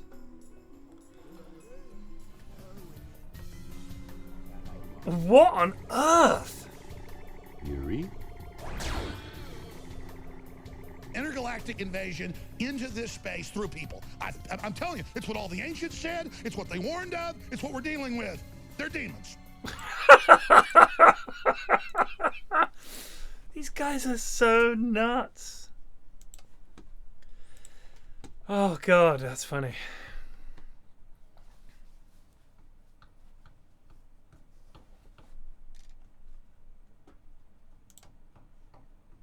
They're demons.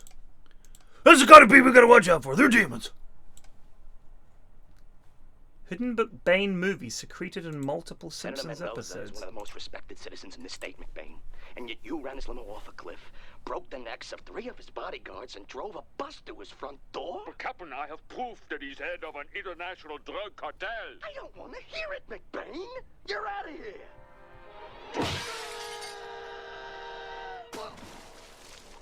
That makes 2 of us. Hey, McBain, you keep eating them hot links, you're never gonna make it to a pension. Come on, live a little, Scoy. No, thank you. Got me a future, partner. I'm 2 days away from retirement. My daughter's graduating from college. Little Susie's growing up. And as soon as we nail them... So what they mean by it's hidden is that if you stitch them all together, you get some kind of coherent film, is what it's really saying. That's what they really mean. Those are my old lady and I gonna sail around the world. The live forever. Always wanted. We just christened the boat. Oh, yes, sir.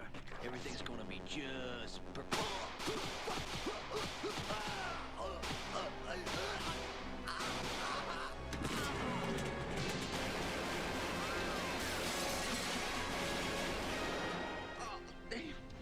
Damn.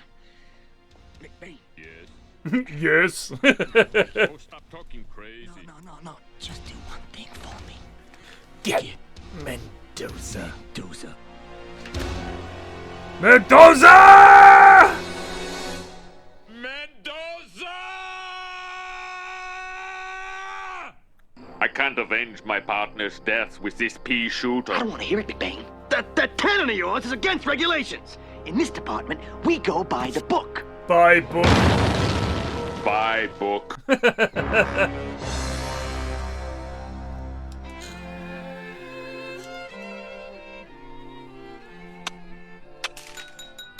My friends, tonight we unveil my most diabolical creation. Swank. 10 times more addictive than marijuana. To human misery.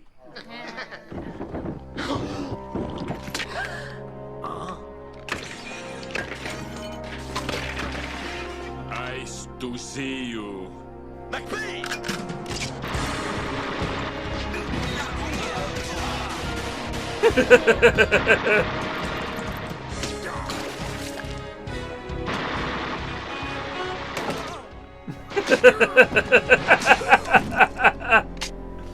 Ah, McBain. So glad you could make it. Have a salmon puff. All right.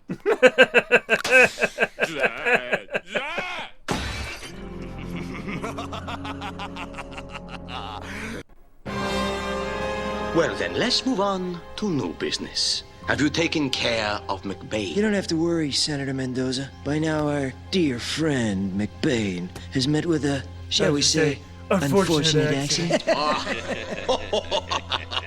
Excellent. With McBain out of the way, nothing can stop us. Any more new business? Only your death. McBain!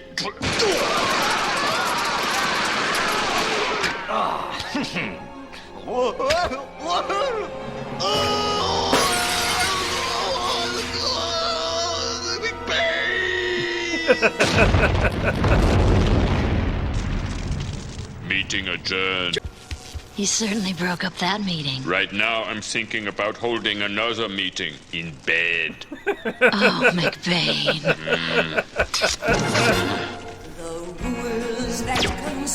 Oh man, so good.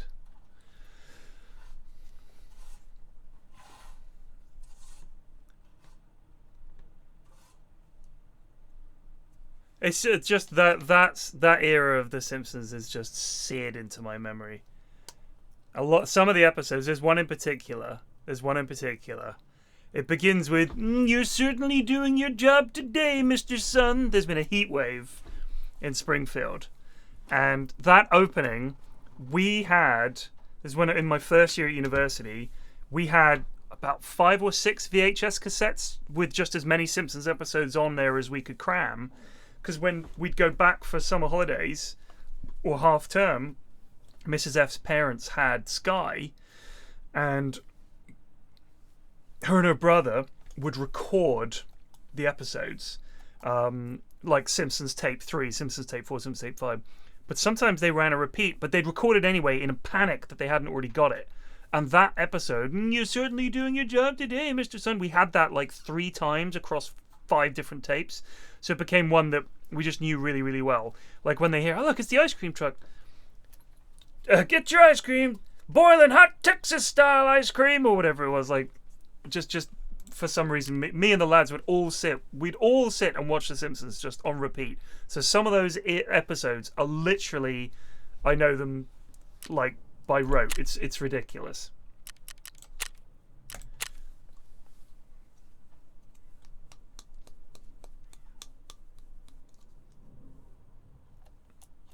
What's your favourite fantasy race? Orcs, probably. Love an orc. Weeknights, 6 PM on BBC 2. Yep. And then they moved to Channel 4, I think, eventually. Did you like Scrubs? I think the first few seasons at the time it was funny. I liked it. I liked the guy, I can never remember the actor's name, who played the sort of bitter older doctor who was sort of hated the young doctors. He was good. So we were allowed TV. We were allowed TV at dinner time. Yeah, Simpsons, Fresh Prince, Dr. Cox. Yeah, that's it. Is it TJ McGinn or something his name is? Yeah, John C. McGinley, that's it. I knew there was an abbreviation in there somewhere. Yeah, he's really good. I thought he was good in Office Space as well. He's one of those guys you could put him in anything and he's always going to be standout good. He was in Platoon, oddly enough, way back. As a cowardly sergeant or whatever. I'm sure everybody was in The Rock. Everybody was in The Rock. I think he was one of the FBI agents or something like that. I don't think he was one of the baddies.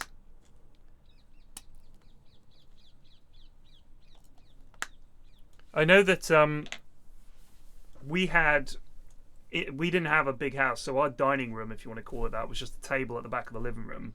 And it was set up so we could all sit and watch TV. Roseanne was what we used to watch a lot. Roseanne was like probably our favourite sitcom for quite some time when we were growing up.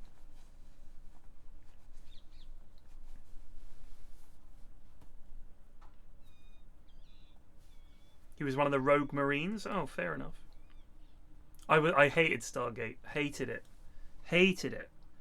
Next Gen used to be a thing I watched as well when they started showing that on BBC Two.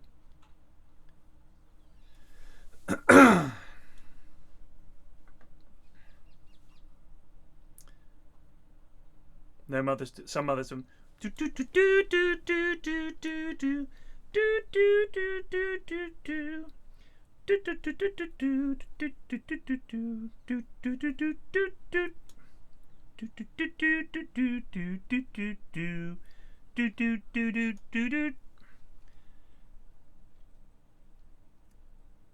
Dinosaurs was they actually referenced dinosaurs in The Simpsons.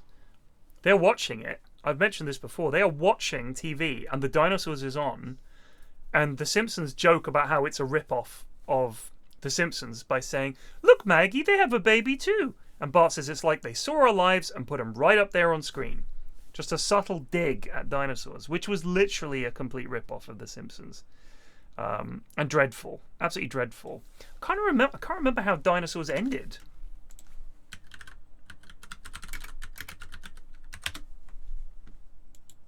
There was only 4 seasons.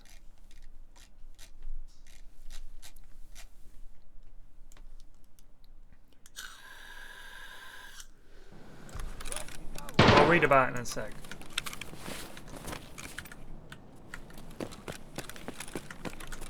Oh yeah.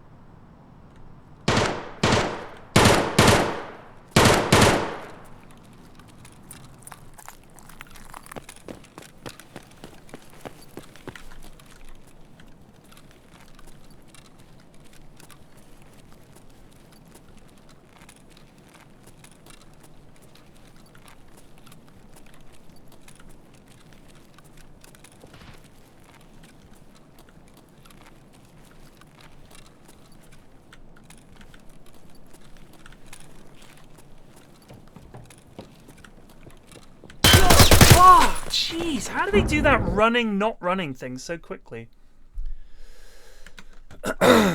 Finale. The final episode of Dinosaurs, produced and aired on NBC, titled Changing Nature, was intended as the series finale and depicts the irresponsible actions of the dinosaurs toward their environment and the ensuing ice age, which leads to their demise.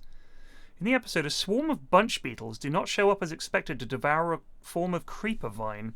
Charlene discovers that a wax fruit factory called Fruitco has been constructed on Waseso-controlled swampland that serves as the bunch beetle's breeding ground, causing the extinction of the species, save for one named Stan, who were killed off by the developers. Charlene and Stan make this information public. After getting a phone call from his superiors at Waseso, who are fearing a public relations nightmare more than any environmental threat, BP Richfield quickly puts Earl in charge of an attempt to destroy the vines, which have grown out of control without the beetles to keep them in check. Earl proposes spraying the planet with defoliant, which causes the destruction of the vines but also kills off all plant life on the planet. BP Richfield assumes the creation of clouds will bring rain, allowing the plants to grow back, and so decides to create clouds by dropping bombs in the planet's volcanoes to cause eruptions and cloud cover.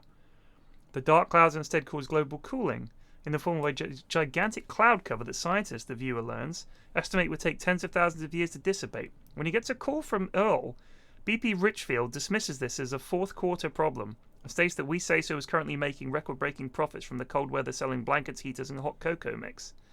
Later, Earl apologizes to his family and Stan for his actions that led to the end of the world.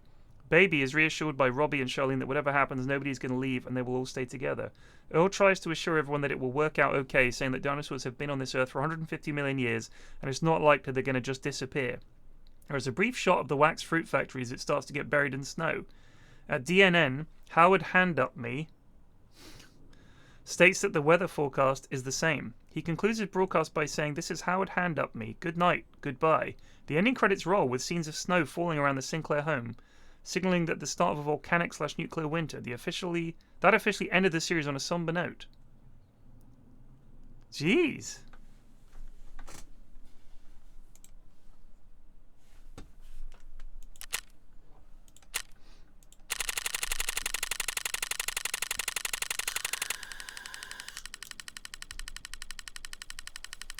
I mean, this is a kids' TV show, essentially, right? I don't know. I'm sure they showed it prime time.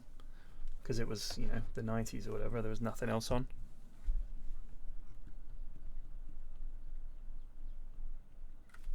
Dinosaurs was woke. Get Jordan Peterson on the phone. Jordan, I mean Professor Peterson. Sorry, Your Highness. I've just rewatched the ending to Dinosaurs. Oh, I love that show. It was great, eh? Mr. Peterson, it's woke. You made me spit out my cereal.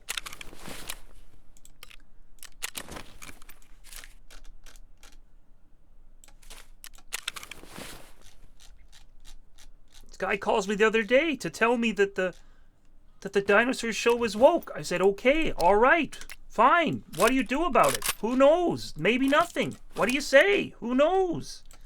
He's nuts. If you listen to the way he talks, it seems so crazy. He draws some odd conclusions, I'll put it that way. By odd, I mean I don't understand what he's banging on about half the time. He's a nut. I'm not getting anywhere, am I? We're not getting anywhere.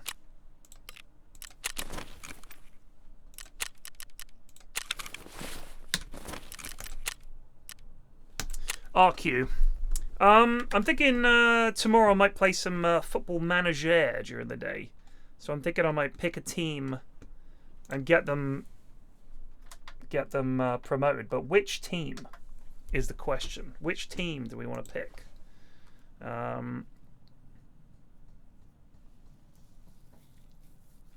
Has to be a team in the English leagues.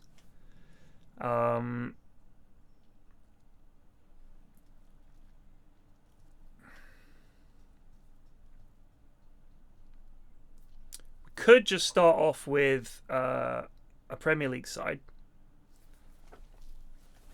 Someone that's expected to go down and see if we can turn their fortunes around.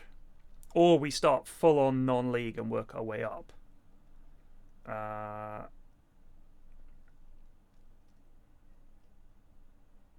So I'll have to have a think. I'll have a think.